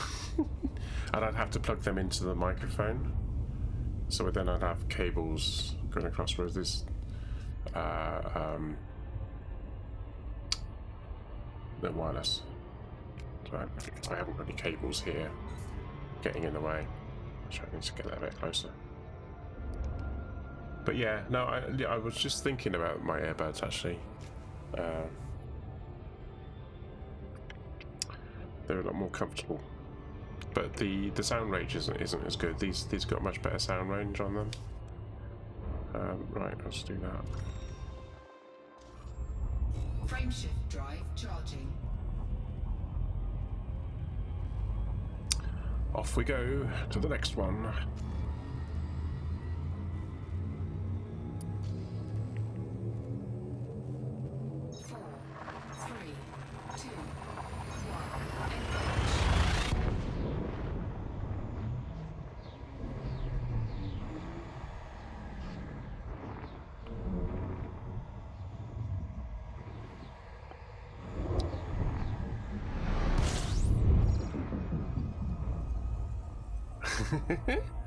Yeah, it crossed my mind. I was thinking about it because I was thinking like I used to use the earbuds, and they were okay. I mean, sometimes if the noises were a bit too loud, it would actually hurt my ears a little bit. But at least they were generally comfortable on top of my ears, and I could actually hear myself.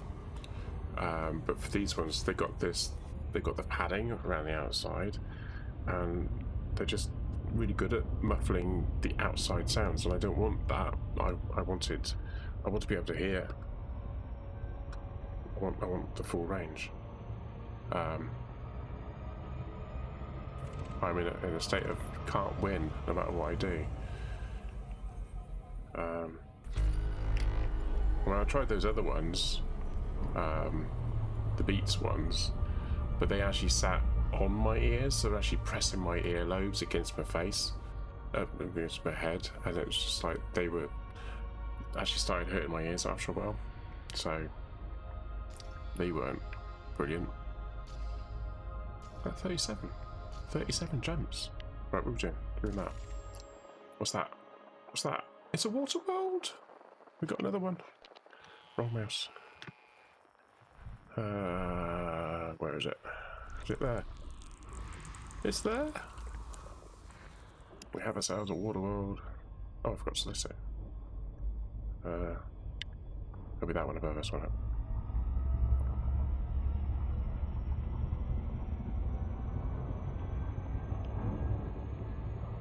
Extra earlobes. The perils of age. No, it was just like it was pushing my ears against me, and after a while it was beginning to hurt. You do get other headphones which kind of sit on your head, but they don't squeeze to get there. So maybe that's the issue I've got. Maybe I've got the wrong type of headphone. I got headphones that actually feel that they need to sit there by actually pressing against my head. That would be the solution. So maybe I need to look at that as the styles, different headphones. They've got like a strap inside, so you got the normal headphone thing, but then they have this strap that goes across the middle, and that's the bit that sits on your head, so that holds it there, and then you don't have to have them scrunched in quite so much. And maybe that's the thing I need to do. Right, let's select that one. It's getting close. We're out of range. I don't want to come in too hot this time. I'll be able to stop sooner. Right, there we go. I'm going to get a little bit closer actually this time, because I was a bit too far away on the last one, wasn't I? Couldn't really see what I was aiming at. There we go, that'll do. Right, one in the middle. Bosh. One round the back. Right there. One on the horizon there. One on the horizon, or just inside the horizon there. And 2, 3, 4. Surface scanned by 50%.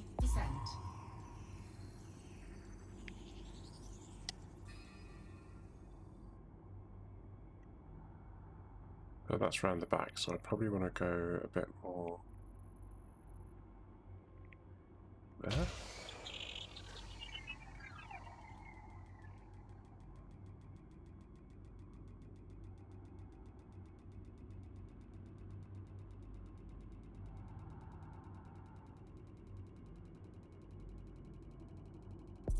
That's too far.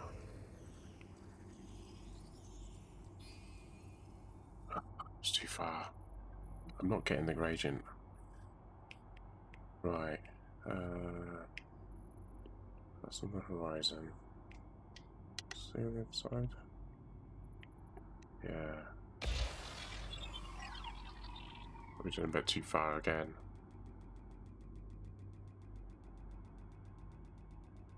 So that dotted line, 3 dots, almost in the center of the screen, that's the horizon line. So if I hit that line, that's where it actually hits. You just got to get 90%. So I managed it in that time. Cool. Right, so I need to do that, and then I need to do that. Frameshift drive charging. According to the compass, the place we want to go to is behind us. So let's do that. Let's pivot. Let's go like that. 4, 3, 2, 1. So maybe that's the issue. I will get there eventually, finding the right headphones for me. But these obviously have a much better acoustic range than. I thought the other one, the earbuds, were really good actually. They were very good, but I think after a while they started becoming not quite so good, and that was a bit of an issue. Right, we're going over to the right here, Matt. Probably don't want to go too close to the sun, but close enough. There we go. And start charging. Cool.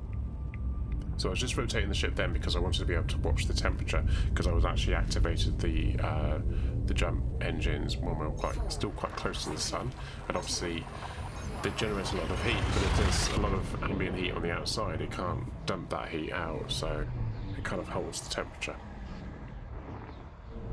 It's a thing. It's a thing. There's a lot of science in this game. And I always want to try and take the longest route around the sun. That's what I want to go to, because that gives me more chance to fuel up without then having to steer back.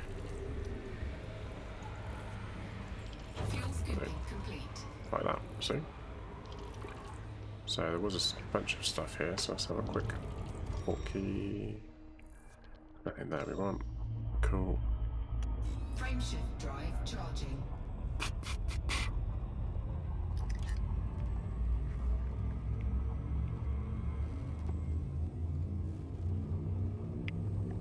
Should we go on that? Sure. 4, 3, 2, 1. Engage. Bosh.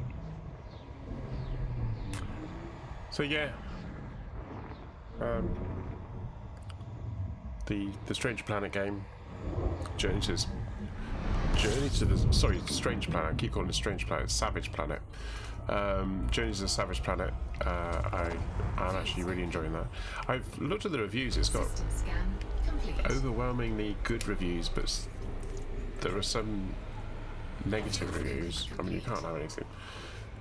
Some people are saying that it was too easy. They're saying there's no depth to the game. And I'm thinking, I bought the game for about 15 quid. I mean, it was on discount, but it's not premium. And the DLC, haven't got that far yet. Paid a little bit extra for that. I think I'm going to play it. But one of the reviews going like didn't make him. He paid for it, but didn't really feel like playing the DLC. So don't buy it. Don't buy the DLC because he hasn't played it, because he played the beginning, but he didn't play all the way through. How can you recommend or choose? You can actually say to someone, don't get an upgrade, don't play the DLC because you didn't enjoy the main game and you didn't even bother playing it. You didn't even get that far. I mean, go with, because I've played the first game, it'd probably better just buy the first game, see whether you like it or not before you buy the DLC. You know, because everyone likes different things. Someone did comment saying that they'd looked through all the comments, that most of them had just played through the game in a more linear fashion. They didn't go out exploring. And yes, in that sense, it's a very simple game. Some people are saying that they can complete it in about 2 hours. Not 2 hours. What was it? 4 hours. Technically speaking, on stream, I've only done 2 hours. I think I'm going to take a bit longer than that. Gotta get a bit cack-handed with the buttons, and I kept falling to my death. Frameshift charging. It has made me think that maybe it might be easier to play that game with a controller. Possibly. Nomi was asking about whether I can turn off the chatter, and the answer is yes, you can. 4, 3, So I have. We'll just see whether you have a choice of nothing or chatterbox. I'd like to have it so she at least tells me stuff that I need to know, but without the chatterbox stuff, without the inane stuff. So the important stuff, shall we say? scooping. Fuel skipping.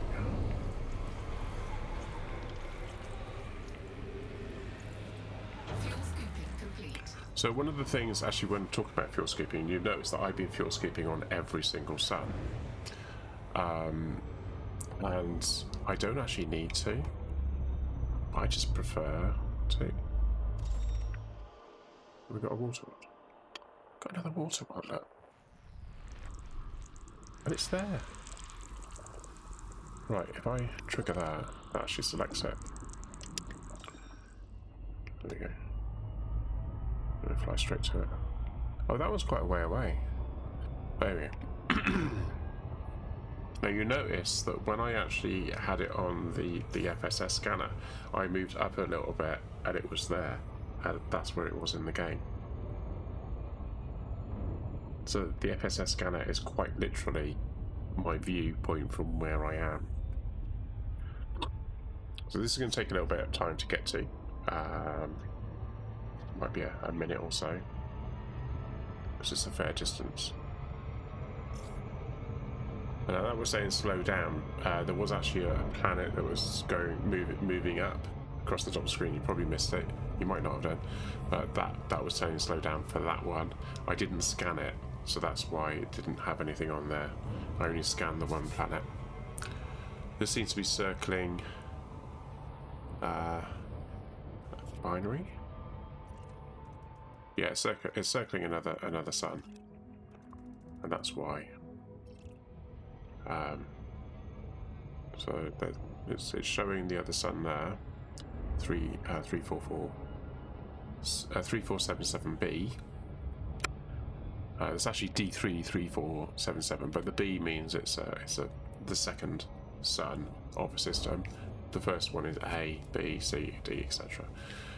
And then you've got the next after that, which is the number of the planet that's orbiting, working your way out.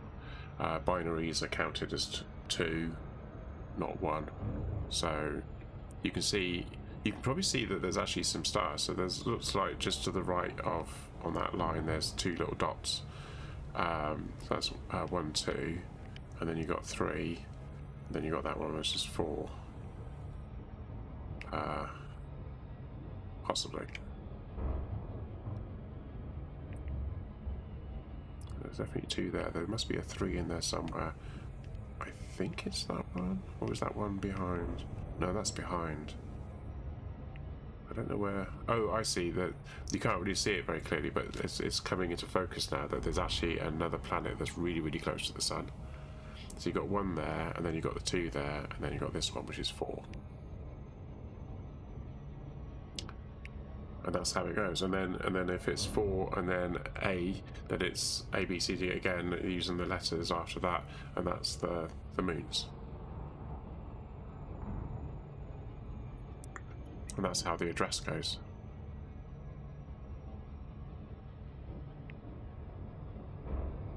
Yeah, so you're seeing that, you can see the other stars now, you can see them moving. It's the parallax effect. Right, so it's coming from this angle because then we'll have the sun behind us, so it'll be lighting up, and we'll have the lit face of the other thing. And you can see the numbers coming down, so I'm going to hit the brakes because I don't want to be overshooting. I tend to do it at 8 rather than 7 because it goes down so quickly. But that's cool. So we're coming in hot, and it seems like we're going to be smashing into it, but remember, this is a planet. This is huge. The distances we're travelling is huge, but we're not coming in as fast as it appears because this is a planet we're travelling towards. We're lifting out a bit here, but there we go. So it looks like we're coming in, but we are slowing down really, really fast as well. Deceleration. No, too fast. There we go. Coming a bit closer. Howdy.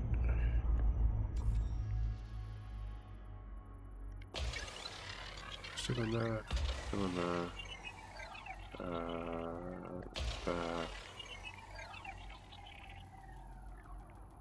There.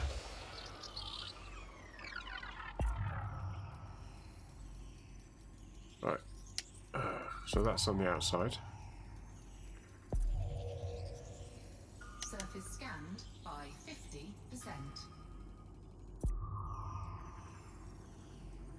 I'll do this in 4. Oh no, so I need to do that. Oh no, actually I didn't want to do that, did I? Did I?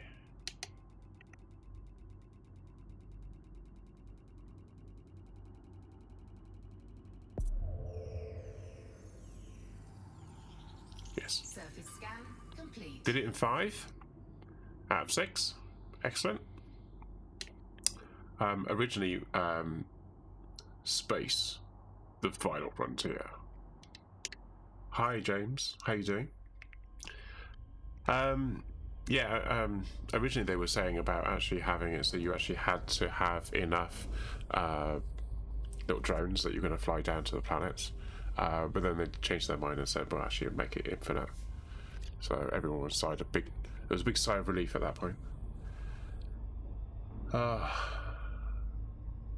Oh, one thing you can try doing on your bed, as long as it's a firm bed, lie on your back, but lie so your head and shoulders are over the edge of the bed, but at the corner of the bed.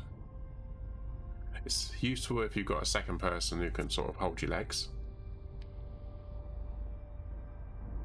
And then, that's a good way of doing it. The other one is just sleep on the floor. Lie on the floor with a hot water bottle on your back. That was a good way of doing it. Oh, it doesn't crack your back, but it loosens the muscles, and things fall back into place that way. Which is what I used to do. Right, so I need to do that to select where I'm going, which ironically is past that. And then that. Frameshift drive charging.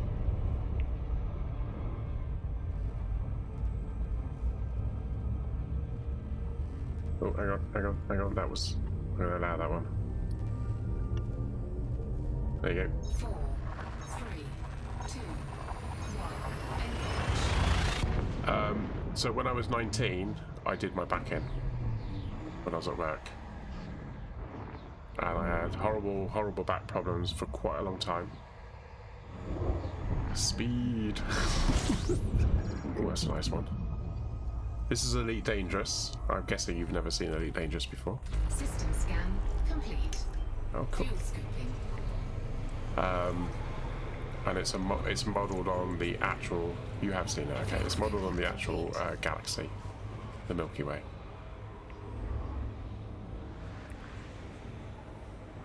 And I am currently, how far away?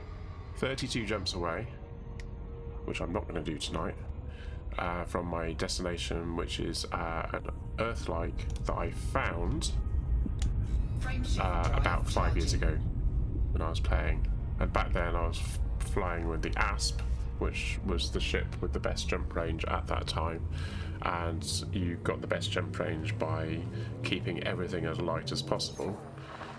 So I had virtually no shields, level D for everything, the lowest grade life support, because you only need life support if the cockpit's window smashes.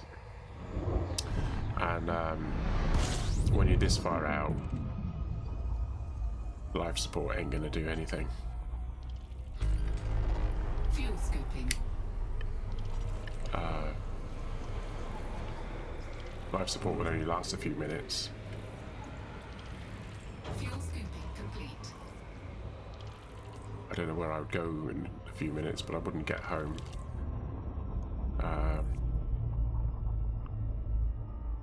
What do I want to do? I'm doing this. So I am stopping occasionally if there's a water world or Earth-like, etc. But apart from that, I'm just plugging along, plugging away. 31 jumps to go. 4, 3, 2, 1.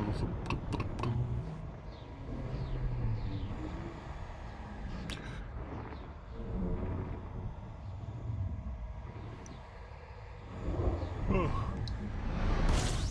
And you shouldn't really crack your back actually, because that could be doing damage, long-term damage.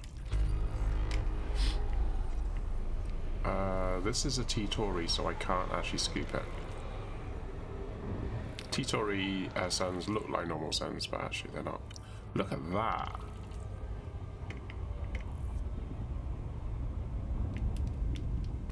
I've got to appreciate that. Wall of stars.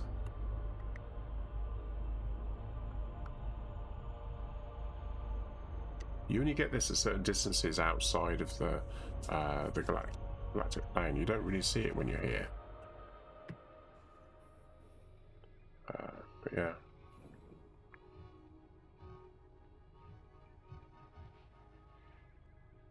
Anyway, this is where I'm trying to get to, up here. Which is a long, long, long way. Trying to find Bingle's choke. Would you recommend buying this? Would I recommend buying this? Yeah, of course I would. Yeah, it's definitely worth it.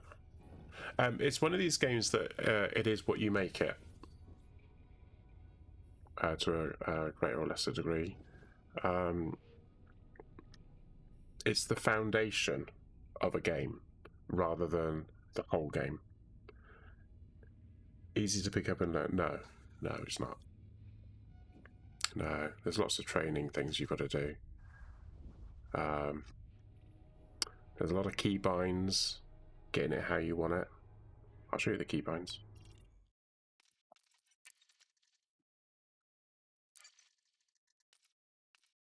So each one of these is a section for keybinds.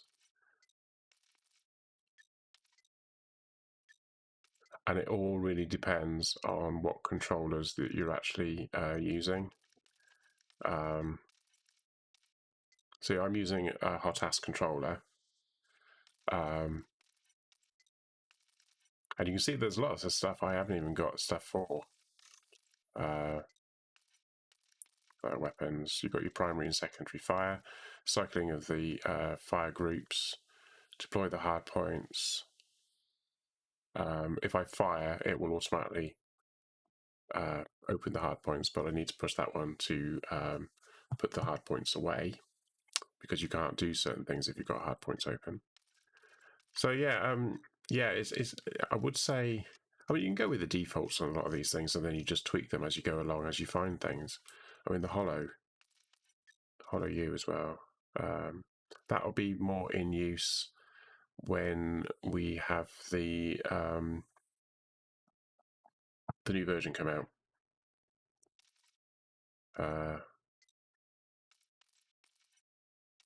Oh, this is something I wanted to have a look at.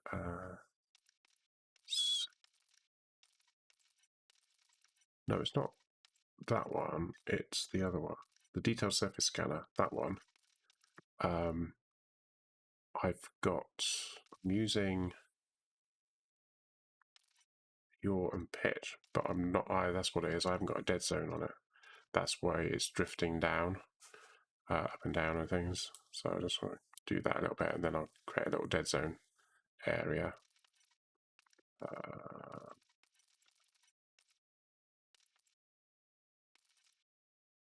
That should do it.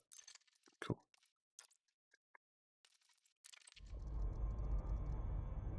Can you play together in the same ship? Yes. There's crew. You can have crew. So I could have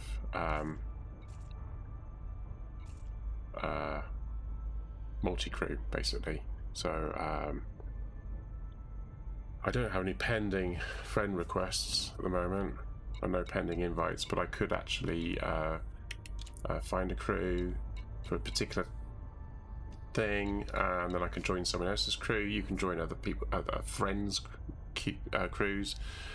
You can invite people to crew up with you, and then they get things that they can do in it. Yeah. You can be my loyal crew. To be honest with you, the thing I'm doing is just flying into space, so you won't actually be doing anything. I don't think there'll be much that you can actually do.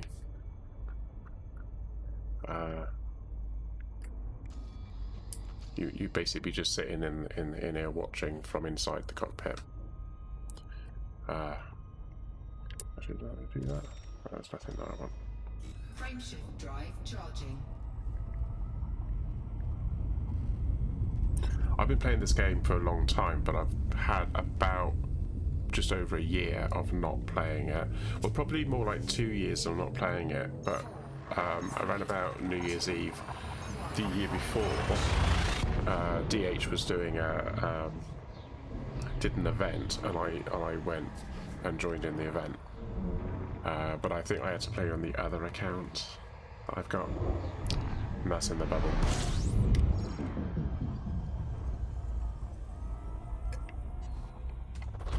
Fuel scooping.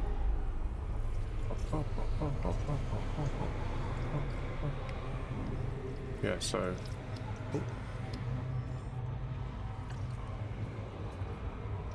Is it like No Man's Sky? Fuel scoop disengaged. No. It's more technical. I'd say it's kind of in between No Man's Sky and the other. What's the other one? The other one hasn't come out yet. Space Citizen. Space Citizen seems to be a little bit more technical, I think, than this. I'm not quite sure. In how you fly, which is different, maybe. Charging. But this game's out. You can land on planets. You can drive around in an SRV on a planet. There's only certain planets we can land on at the moment. They're adding some new planets in Odyssey, which is coming out somewhere around late spring, early summer. They've already extended when it's coming out from early spring. It was going to be the first quarter, and then it became spring and late spring. It's been banded around. I could see that it might be even later than that before it comes out, because they haven't done the beta System scan for it yet.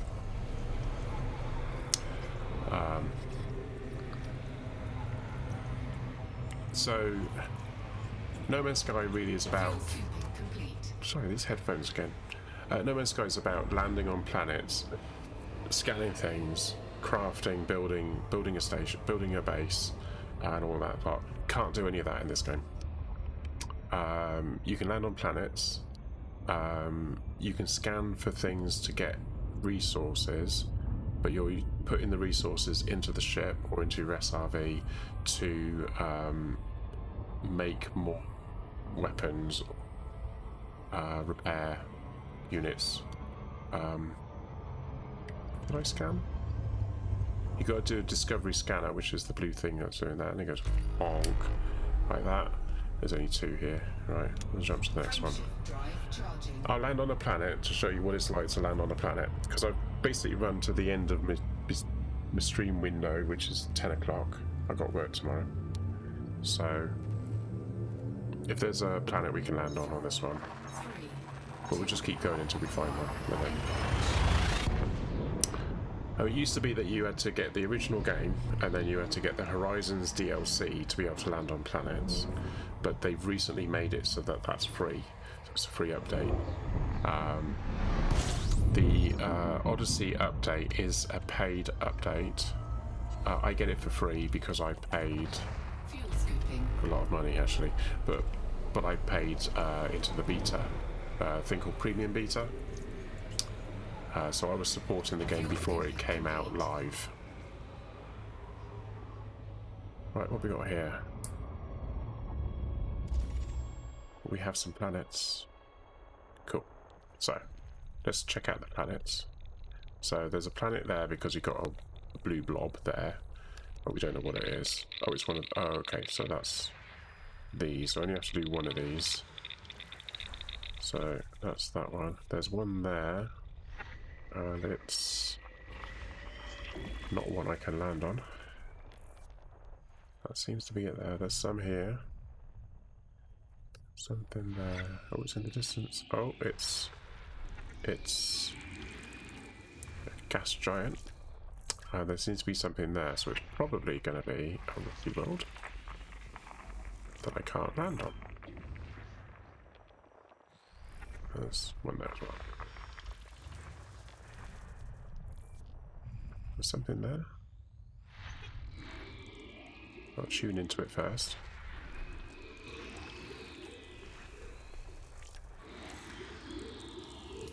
I saw a little book thing up here. There's something else here though. Right, so they're going to be little moons. So some of these moons I might be able to land on.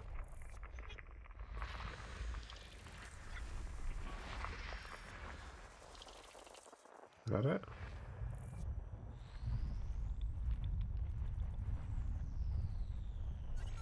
Okay, I can't go into that one. Oh, there we go. System scan complete. So let's just have a look at the map. That's not the map. The map. What we got?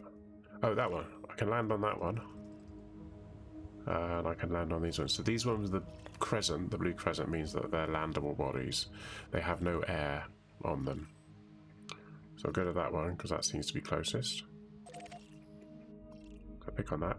Now on the big radar dish on in the center of the screen, over here, which I can't really point to, up there, you can see that there's a small circle in the top left corner, and there's a little blue circle, and that blue circle is an indication of, based on the direction I'm pointing, of where the targeted object is.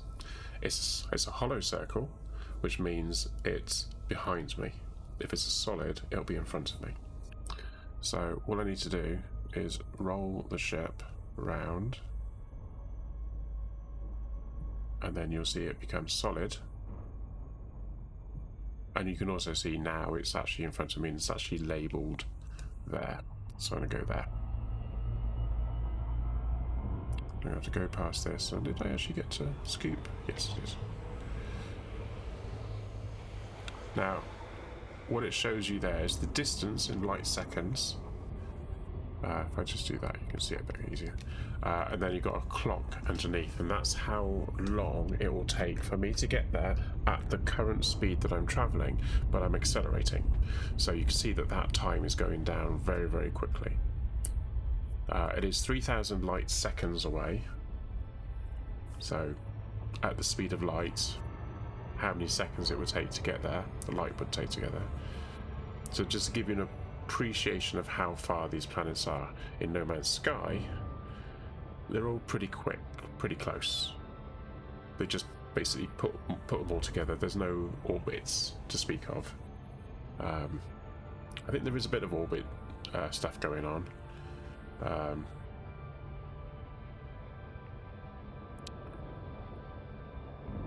So on the left hand side you can see there's a hologram of the thing that's selected. In this case it's a planet or moon. Basically they're all planets, it's just about which orbit they're in. Think of it that way. So you can see that the time has come down now, it's about a minute, and it seems to be ticking away. But we're still 2,000 light seconds away, so 2,000 at the speed of light. We're still accelerating. So in the big circle, in the top right corner, you can see it says 51, 52, 53, 54 C. So that's multiples of the speed of light.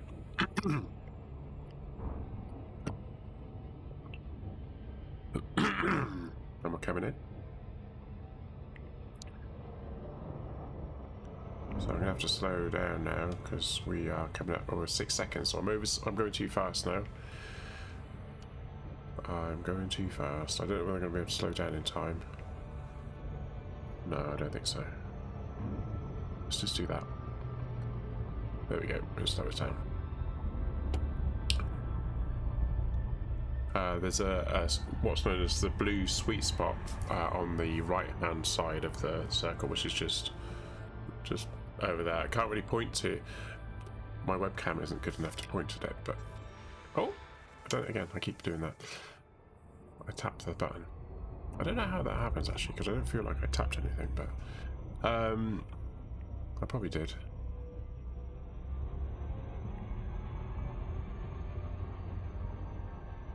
So we're coming in. So there you go. So there's can't really see it because of the light, but you see there's a shadow on the rings there. You can fly into the rings, and actually you can't get out of your ship at the moment. That's what Odyssey is going to be about, getting out of your ship. But you'll only be able to get out of your ship in certain environments for the time being. So you won't be able to just get out of the ship and do a spacewalk. That's not an option at the moment. So you want to keep that in the blue, so that line is blue, which means that you're going the optimum speed, and that's the speed that you can go for. Also, oh yeah, there we go. So it looks like we're going really, really fast. We're going to crash into it, but we're not. Actually, what I want to do is before I hit the brakes, I'm going to do a scan because I want to see if there's any interesting things on the planet. It looks really interesting, actually. But let's do this. So we're going to send one there. We're sending probes. So that dotted line there is actually the horizon. So if I actually do on there, it will actually hit the horizon at exactly that point.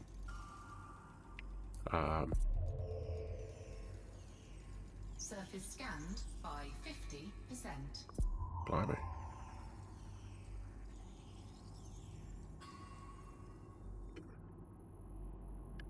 I'll do the same on that side, I think.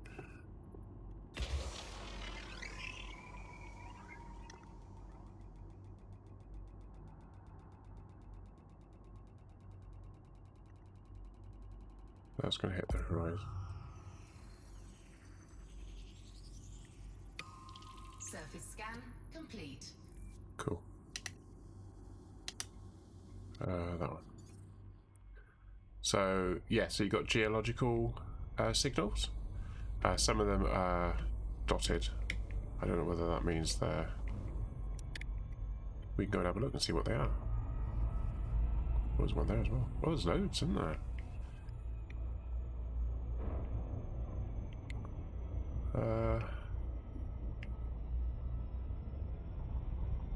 I don't know whether they're on this side or the other side. Ah, here we go. Yeah, the dotted lines mean that they're actually on the other side of the planet. Orbital flight engaged. There you go.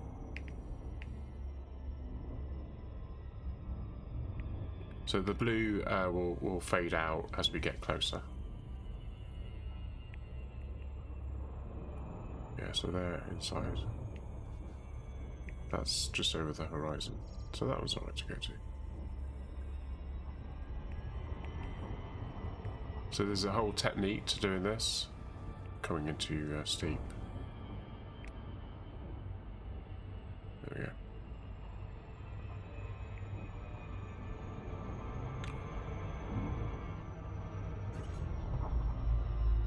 So this is a transition now. So glide engaged.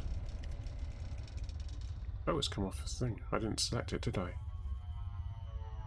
Oh well.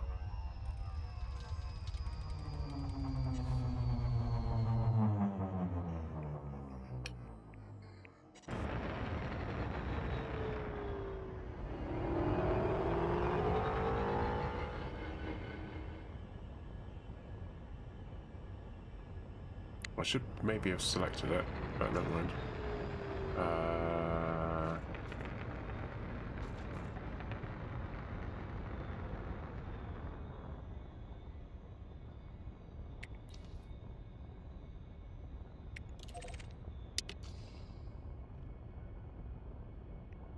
Why is it not showing on here?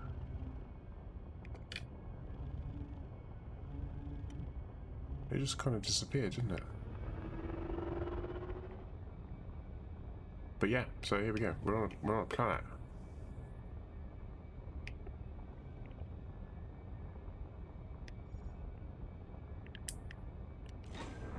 Cargo scoop deployed. Oh, not that one. I didn't want that one.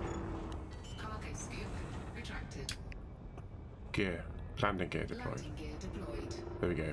So that actually changes the radar to an actual, like, if you're at a certain height. So I can go up and down. You've got 6 degrees of movement in this game.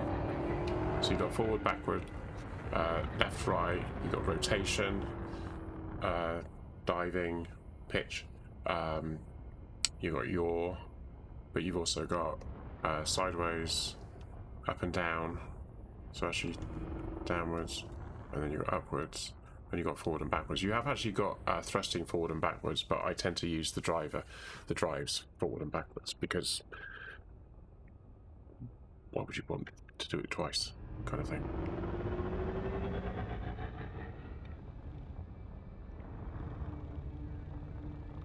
Right, so you want to land, you want to find a nice flat surface. So it's saying it's not suitable because we're going too fast. might actually be saying it's not suitable at all. A bit weird to say it's not suitable. Oh, there we go. So that's suitable because it's blue. So we're just going to drop down, drop down, drop down, drop down. And we've landed. So you've got to pull it down to get it to land. Sometimes you have to change the orientation. It will actually tell you what orientation you want. So now I'm going to go to this menu. So I'm just going to show you the menus. So we've got the menus. We've got these menus here. We'll do different things. So you've got the home page, and you've got the Hollow Me, which I don't tend to use very much actually in game, but this is actually me. This is my character. Oh, and that's my character if it was female. Yeah, so that's it. And then you can do all of these, and you can also do a complexion. So I'm actually wearing glasses. It looks a bit weird that, but yeah. Trying to think. Rotate. Oh, rotate is that, isn't it? There you go. Yep. So we've got hair, face, then the head, accessories, cosmetics, etc. What else have we got? Training. So you've actually got training simulations, so you can actually go out and you can actually do the different training simulations.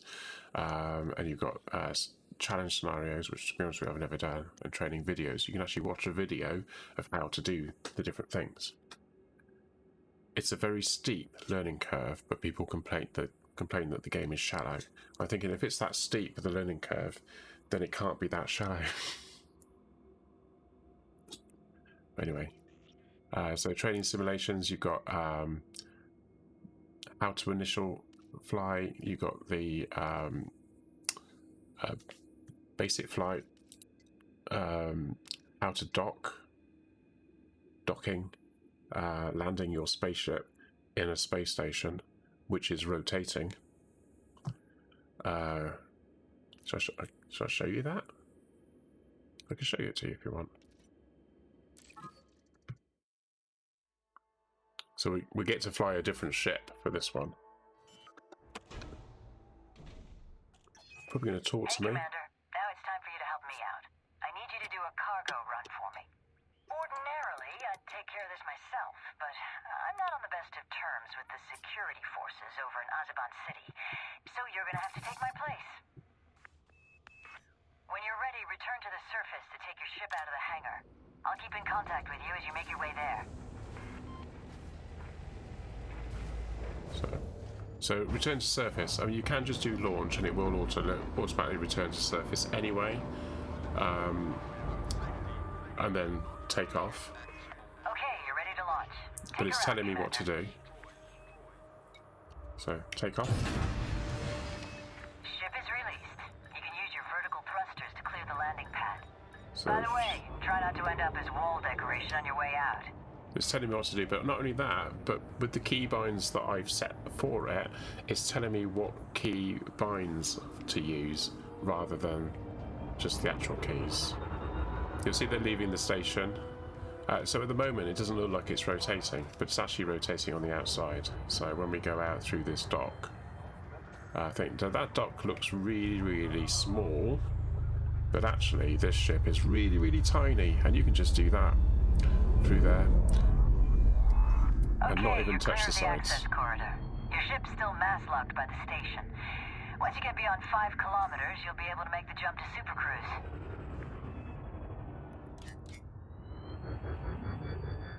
Okay, open landing gear. Landing gear retracted. Okay, let's do that. And that's what I've just come out of.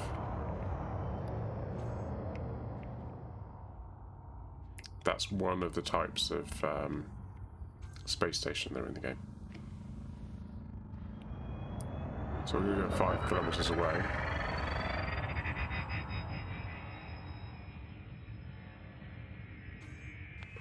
Clear of mass lock, Commander. You're good to charge up your frameshift drive now. Just hold on Frameshift tight. drive charging. So what it's doing now is it's talking me through frameshift drive. is to jump into Super Cruise, which is what you saw me flying around in. Great. Your ship is in Super Cruise. This is the best way to hop around a system, but you need to go a little bit further afield. Start by plotting a route for Iranen on your left-hand nav panel. There you go. Right. Now that your target is locked in, you're clear to make the jump to hyperspace. So now you see that Point it's your ship there. at the target and charge up your FSD. Frameshift drive charging. You don't have to do it this way. You don't have to jump into Super Cruise and then into the thing. You can just go straight to the 2. But the tutorial is talking me through all of this. But these systems are actual systems in the game. They were in the original game. The original game came out in 1984, and a very different game, obviously, to this. Wireframe graphics, etc. But yeah. Welcome to Iranen, Commander. Just don't show any support for the Federation, and you should get on fine with the locals. So it says lock My Azaban contact City. is over at Azaban City. So we Try want not to Azaban keep City. him waiting too long. This guy gets a little twitchy if things don't run like clockwork. So I selected it. Go ahead and select the station on your nav panel, then use your compass, there on the left of your radar, to orient the ship towards the destination. And just so you know, the compass indicator will show up as a solid dot when you're pointing towards your target, and hollow when you're facing away from it. Which is what I said earlier.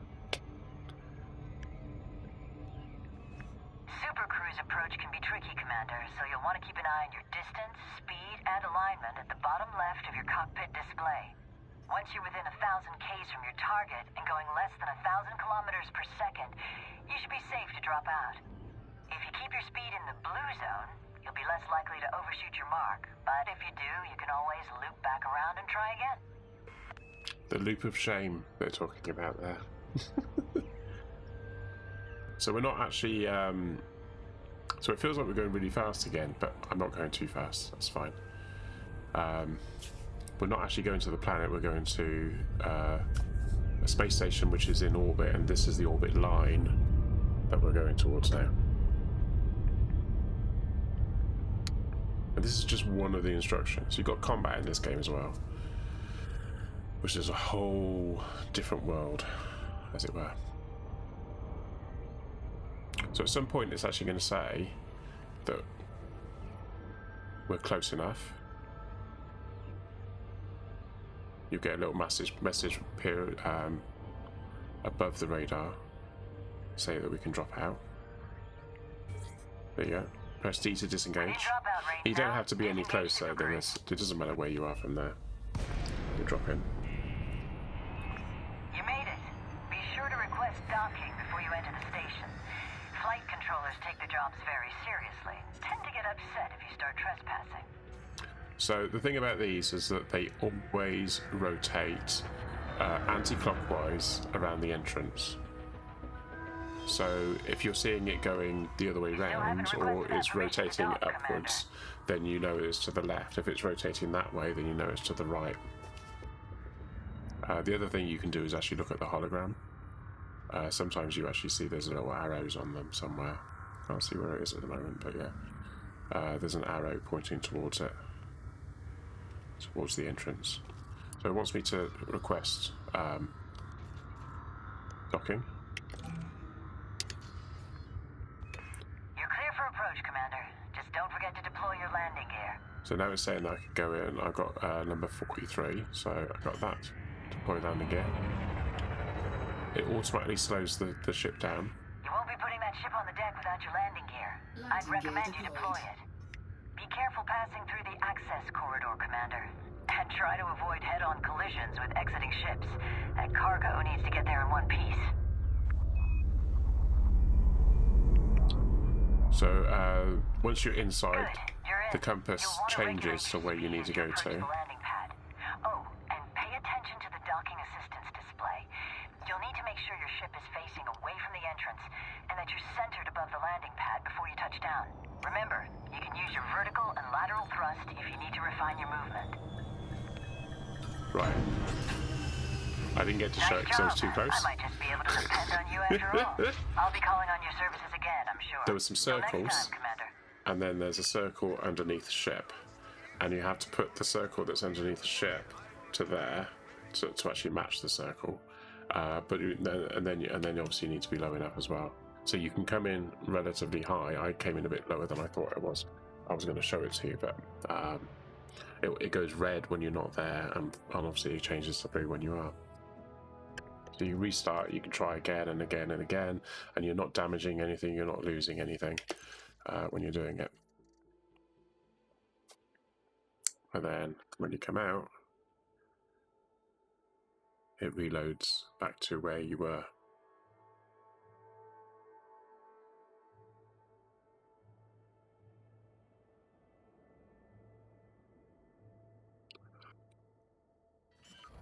Oh, excuse me.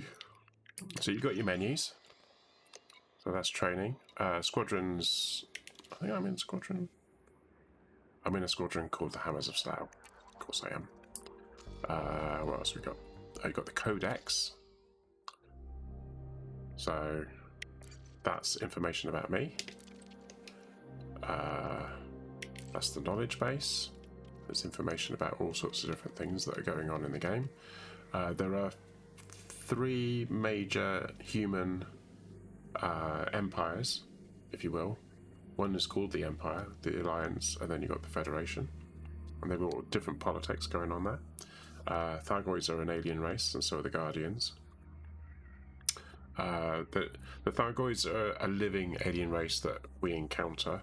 The Guardians are an ancient race that we haven't encountered yet.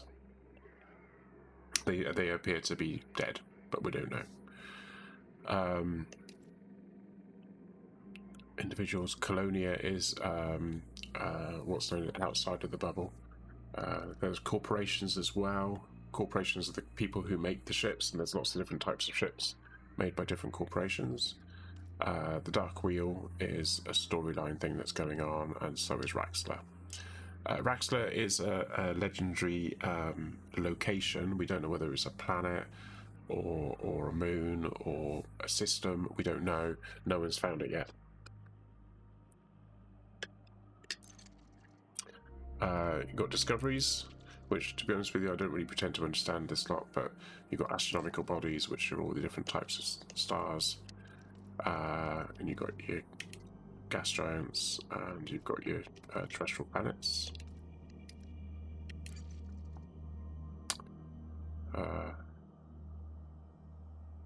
Someone's found... someone called Bloody Nutter has found one here. Is that near where I am? I don't know where that is in relationship to me. Oh, that is near where I am. Oh, it's near Sagittarius A-star. Okay. So it's, I think the thing is, it's saying that there's been a discovery near where I am, so I can go and have a look. But it's not near where I am, because I'm going to go there. And then you've got your biological and geological, and obviously I've got a geological at the moment, but I don't know where it is. And there's also some organic structures.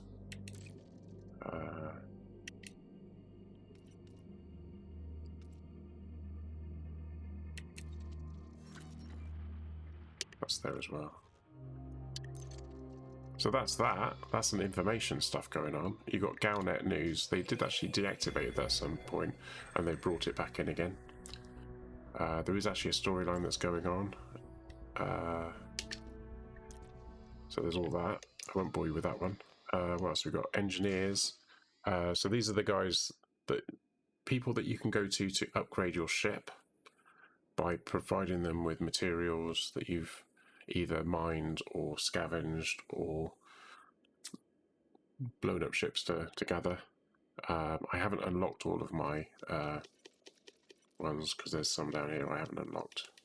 So you actually have to. Sometimes you have to get to a certain level with these guys, or sometimes you have to do something and then you get introduced to an engineer. They're not real people, but they're just that's what that's all about. You've got your galactic powers. There's a whole power play thing that's going on. Lots of people like playing it. I'm not interested. I don't play it. I don't know who that is. That's a new one. Some of them have actually, through a whole storyline, some of these are original, some of them aren't. Some of them are new. And the players have been influencing whether a certain power is doing well or not by providing materials or shooting other players. There's all of that going on. What else we got? We got modules. So all the ships have got lots of different modules. Each ship has got different modules. That you can buy different modules in game. You can only do them in a space station that's got the facility to do that. That's my fire groups for what I'm doing, which is exploration. This is my ship that I've got, and I've got ship functions. You got flight assist on and off. Flight assist is quite literally the computer will help you fly. If you switch it off, you'll be spinning around and inertia and all that stuff. Rotational correction is actually for when you're actually in the... If you go into a space station with your rotational correction off, then the ship will continue to spin around you while you're inside. So, yeah, trying to land, trying to actually keep the speed of your ship and actually do all of that stuff. You can actually do that yourself if you want to. As you saw, I didn't. You can change the brightness of your stuff. I have it on whatever I want it on. Orbit lines on and off. There's all sorts of stuff there. And then there's my stats. The jump range of my ship is 55.95 light years. It's 58 unladen, but I've got stuff on my ship which has a weight to it, so I don't have the 58. And then you've got details there. So I've got the inventory. I haven't got anything in my inventory, to be honest. I've got the data and I've got synthesis stuff because I've got materials, but I haven't got any. I haven't got any space for cargo because I haven't got cargo space on my ship. And then you've got status, reputation.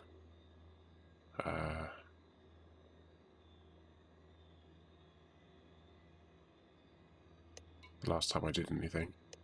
I never really looked at the session log before. How far out does this go?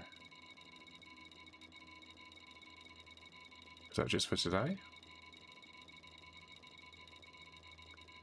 It looks like it's just for today, because we're getting close to the bottom of it now.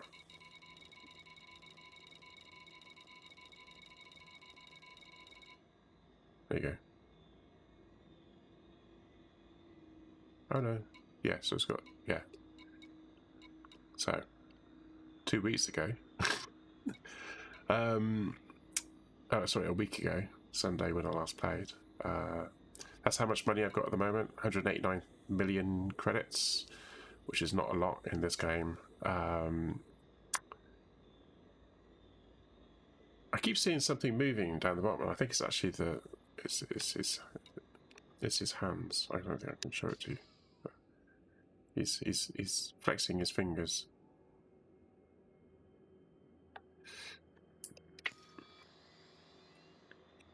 You got permits as well.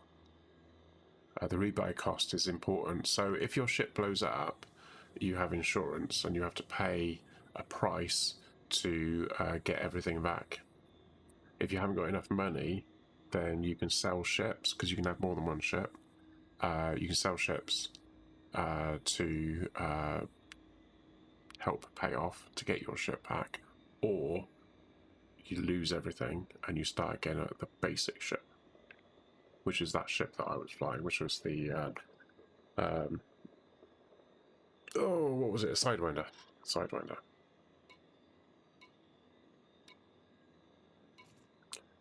You can actually play audio tracks from the Galnet and stuff, and then you can actually have it waffling on in the background.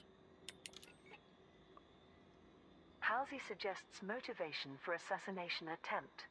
At the trial of Fleet Admiral Vincent, former President Jasmina Halsey has revealed possible reasons behind this. So you can have the news going on, in-game news of stuff that's going on. So you can just listen to it.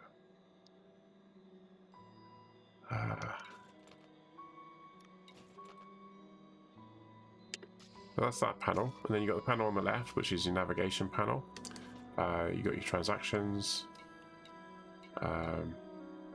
I've got some money that's owing to me, which I haven't claimed yet for something I did. There are no contacts, but there's no contacts here where I am. And target, if there was a contact, you can get targets. You can actually target components of someone else's ship if you're trying to take them out. You can target their engine or their power plant or whatever. That's all the combat stuff. I don't tend to know too much about it. Then you've got the galaxy map and the system map, which I tend to get to from a keybind. So this is the system map, which is this one. So this is the one I was showing you when I was actually coming here. And then you've got this one, which is the galactic map. So it's just centering on where we are at the moment. So this is the galaxy. This is everywhere that you can go, pretty much, if you've got the jump range for it, and the fuel, and you don't blow your ship up before you get there. And everything is real time. But you've also got this menu down here, where I can actually do this, and get out of my chair, and then get into my SRV, which is then lowered. I have to buy an SRV and actually have it installed in the ship. You don't get it by default. And then you're out. Oh, I can't get out that way. Okay, let's do that.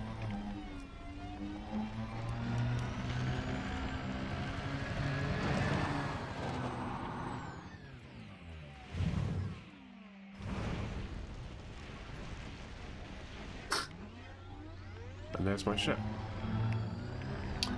From the outside.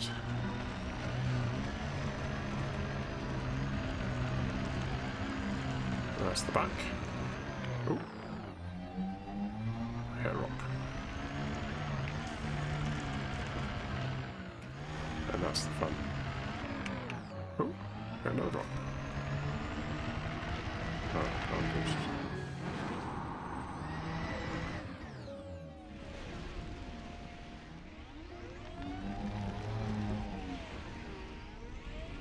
Okay. Now, something else I can do is I can send my ship away. So, let's done this thing again. Hang on a minute. There we go. I can go into that and I can actually dismiss my ship. Ship dismissed. I can send it away. So, if I just, come on. There you go. I can't see it there at the moment, can you? There you go. It's just flashed out. So it's away now, so it's gone. And then I can call it back. This should be fun. Ship recalled. Where's the one mouse? Oh, there you go. It's over there on the left. It's coming down.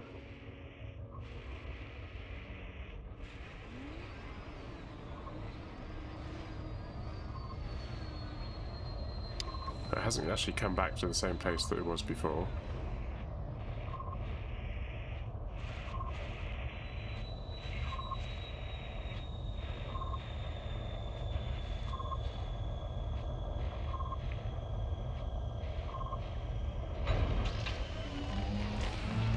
And I can get back into it. So I could be out mining and things. Right, so on the bottom, behind my head, I don't think you can see it, there's a board ship, handbrake, and cargo scoop. So what you have to do is get it so the board ship is lit, and then you go down, and then you can board ship, and it pulls you up. It folds the thing up, where you're going inside. This is all animation, and then you get up, and get down in here. So when the next update comes out, which is going to be Odyssey, everyone is hoping that we'll be able to get up, walk down to where the SRV is, get into the SRV, and then do that. So there'll be that extra bit in between. Everyone wants to be able to walk around their ship and then get into the different seats, which is actually something you can't do in No Man's Sky. You can't walk around your ship. You can get out and walk around, but you teleport into the ship and teleport back out again. So therein lies a difference. And at the moment, we're kind of teleporting between the two, but you can't actually get out of the ship or get out of the SRV. We're hoping we'll be able to get out of the SRV as well. But there's a lot of hoping going on because no one really knows what it's going to be. But the thing is that they're doing a big update because this next update is going to be an atmospheric planet. It's going to be a light atmospheric planet, which means that the sky isn't going to be black. It's going to have a bit of a shade to it, depending on the gases that comprises the planet. Yeah, etc. So taking off. Just start the engines. Just hold out. Right up in the air. Somewhere around here is that thing, but I don't know where it was. We were heading towards it, so I mean, this way somewhere, isn't it? There's a geological thing. I should have selected it. I think I forgot because I forgot to select it. It didn't come up on the map. Landing gear retracted.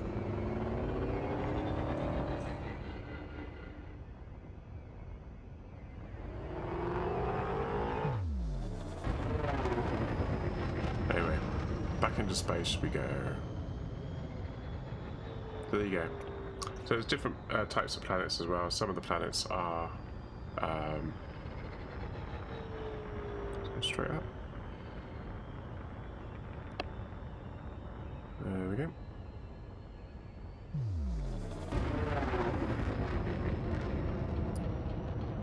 Frameshift drive charging. 4. So if you're taking off from a planet, you need to have the escape vector, which is basically directly 90 degrees straight up. And that escape vector, blue symbol, is what you need to be aiming at. So, yeah.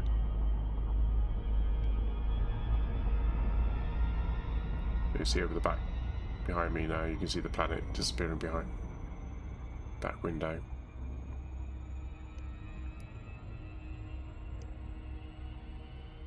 This game works in 3D in VR as well. So when I'm doing all of this, you can imagine what that would be like if you're actually sat in a cockpit. I've got it set so that the panels don't come up when you look at them, but you cannot, by default, they do actually appear when you look at them. But that's my personal choice.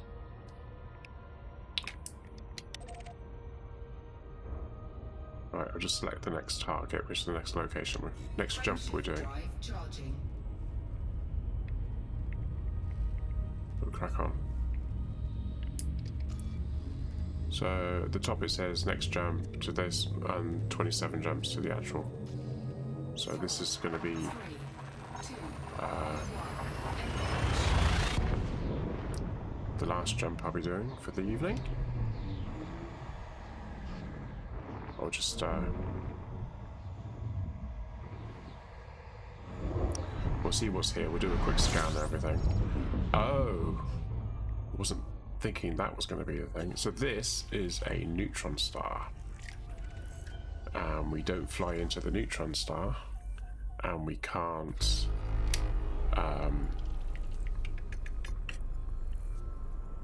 fuel from it, but we can charge up our fuel.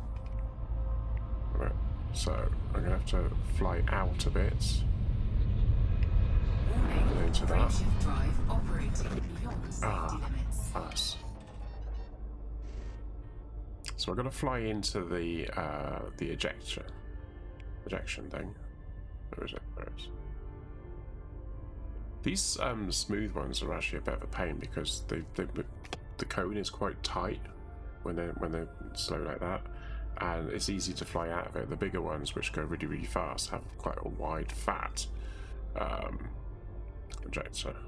ejection, whatever you want to call it. Warning. Frameshift drive operating beyond safety limits. Oh come on, really? I'm too far out, I think. So that you never have completely zero on this. So you notice it's 30.0 kilometers a second. So you're always traveling forwards. Warning. Frameshift drive operating beyond Right. safety limits. Now it's supercharged. Frameshift drive supercharged. Thank you. Right, where are we going next? We are going to go here. So let's just hit the brakes a minute, have a quick look, see what we got.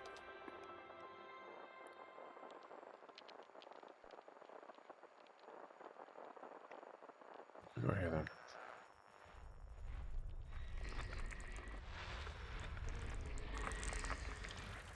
Ah, a ringed planet.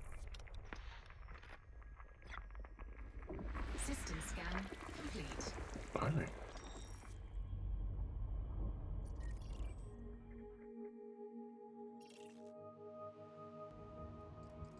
We've got an icy world that we can land on, which you can zoom in on, as you can see, and it's a ringed one. And then we've got another one here which we can't land on because you haven't got the blue semicircle, so we can't zoom any more than that. That's the limit. That one I can carry on.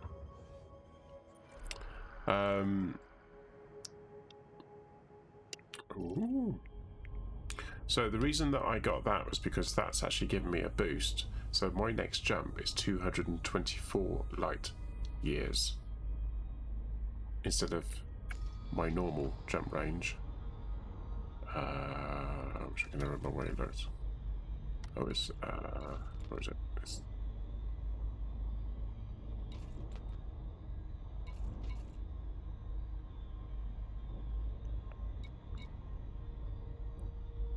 oh, so it shows what it is, doesn't it? But yeah. So the next jump, that one. Frameshift drive charging. That's a blue white star. Cool. So we'll just do this one then. So it's an extra long jump range. What they call it is the neutron star superhighway. And the idea is that you can go into those and do lots of big jumps, and therefore do a much greater distance, cover greater distance in a shorter period of time. But they have their dangers. You get too close and you drop out, you'll basically burn up, blow up the ship. Fuel scooping. Game over. Right, so I'm just going to refuel. The problem with those also is that you don't get to refuel. And this one's massive. This Fuel scooping the sun. complete. Star.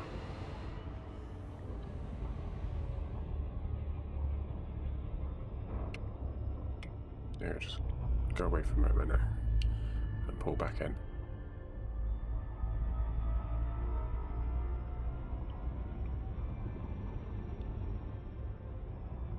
Right. That's how big it is. Right. I can't see. That's 6.68 light seconds away to the surface, or to the center. Well, that'd be the center, I think. And normally they're about 3 light seconds away when you jump in. Anyway, let's honk. Let's do the honk. There's 19 here. Okay, let's have a quick look. Nothing we want. Target the next one. Jump. Frameshift drive charging. Class K, yellow. Okay. So that was about 6 where we were, wasn't it?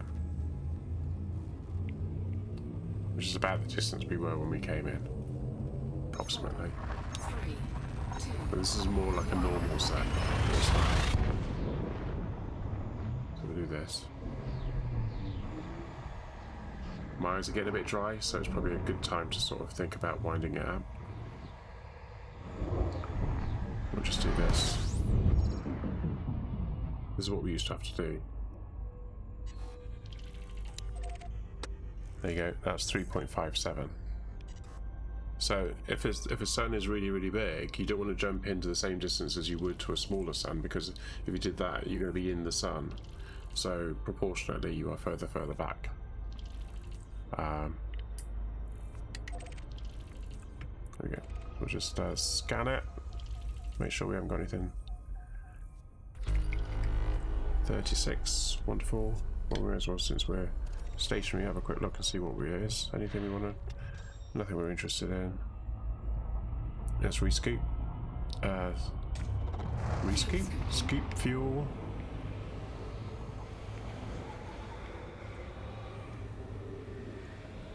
fuel scooping complete. On the radar, you can see that it was red and then it goes yellow. So if it's red, it means there's possibility you could impact, or you're too close.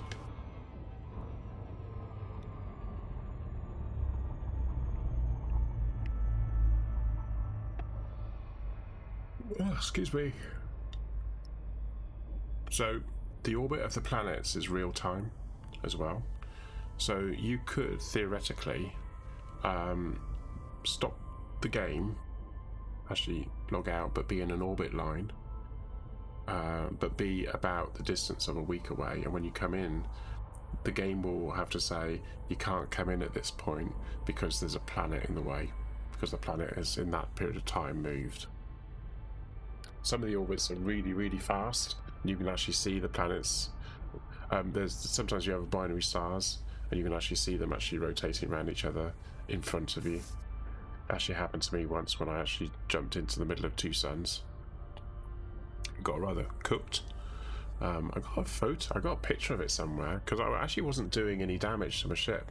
So I went outside and took some screenshots. So I've actually got a screenshot of my ship and two suns. I was right in the middle, but actually they were actually spinning around each other, and it was, you could see it. You could actually see them moving. That was that fast. Well, that was fascinating and frightening and scary all at the same time. Especially when you're in deep space and you're thinking like one false move and you reset back at the last space station that you docked with in game, not the one I was just pretending to do.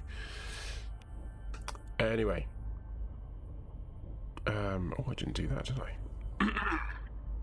But let's do that. Oh, that should be playing some music. Just checking. Yeah. Cool. Okay, so thank you to everyone who's been joining me tonight. It's been a bit of a varied stream. Not the game itself, because obviously I'll just fly, scan a few things, but that was fun. Lots of talking. I'm going to take those off. Lots of talking that I was doing.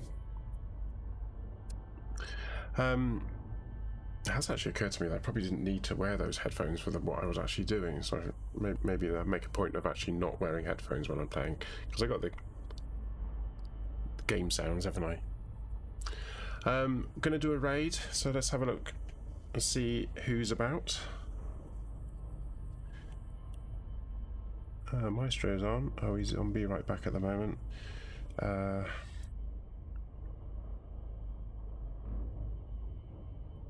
Who's that? Oh. Oh, thanks a lot. Oh no, don't do that. Stupid ass thing. I've done that as well. Hang on. They put the window behind the other window. That was a bit silly, wasn't it? Right, what's that? Range Shot is playing 7 Days to Die?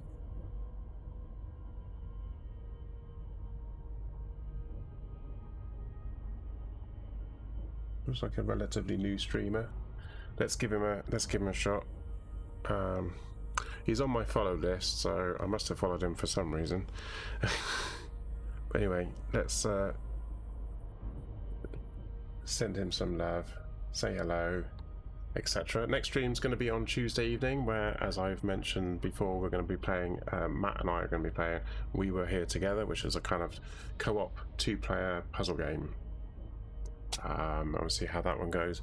And then, of course, back to Raft on Wednesday, and I'll do some more of the Savage Planet on Thursday. Might have Matt join me for that one, because he did say that he wanted to play it as well, so I might do a co-op game with him. So that could be quite fun or interesting. Take care, have a lovely rest of your day wherever you are in the world, and or if it's the evening, good night. Take care, bye bye.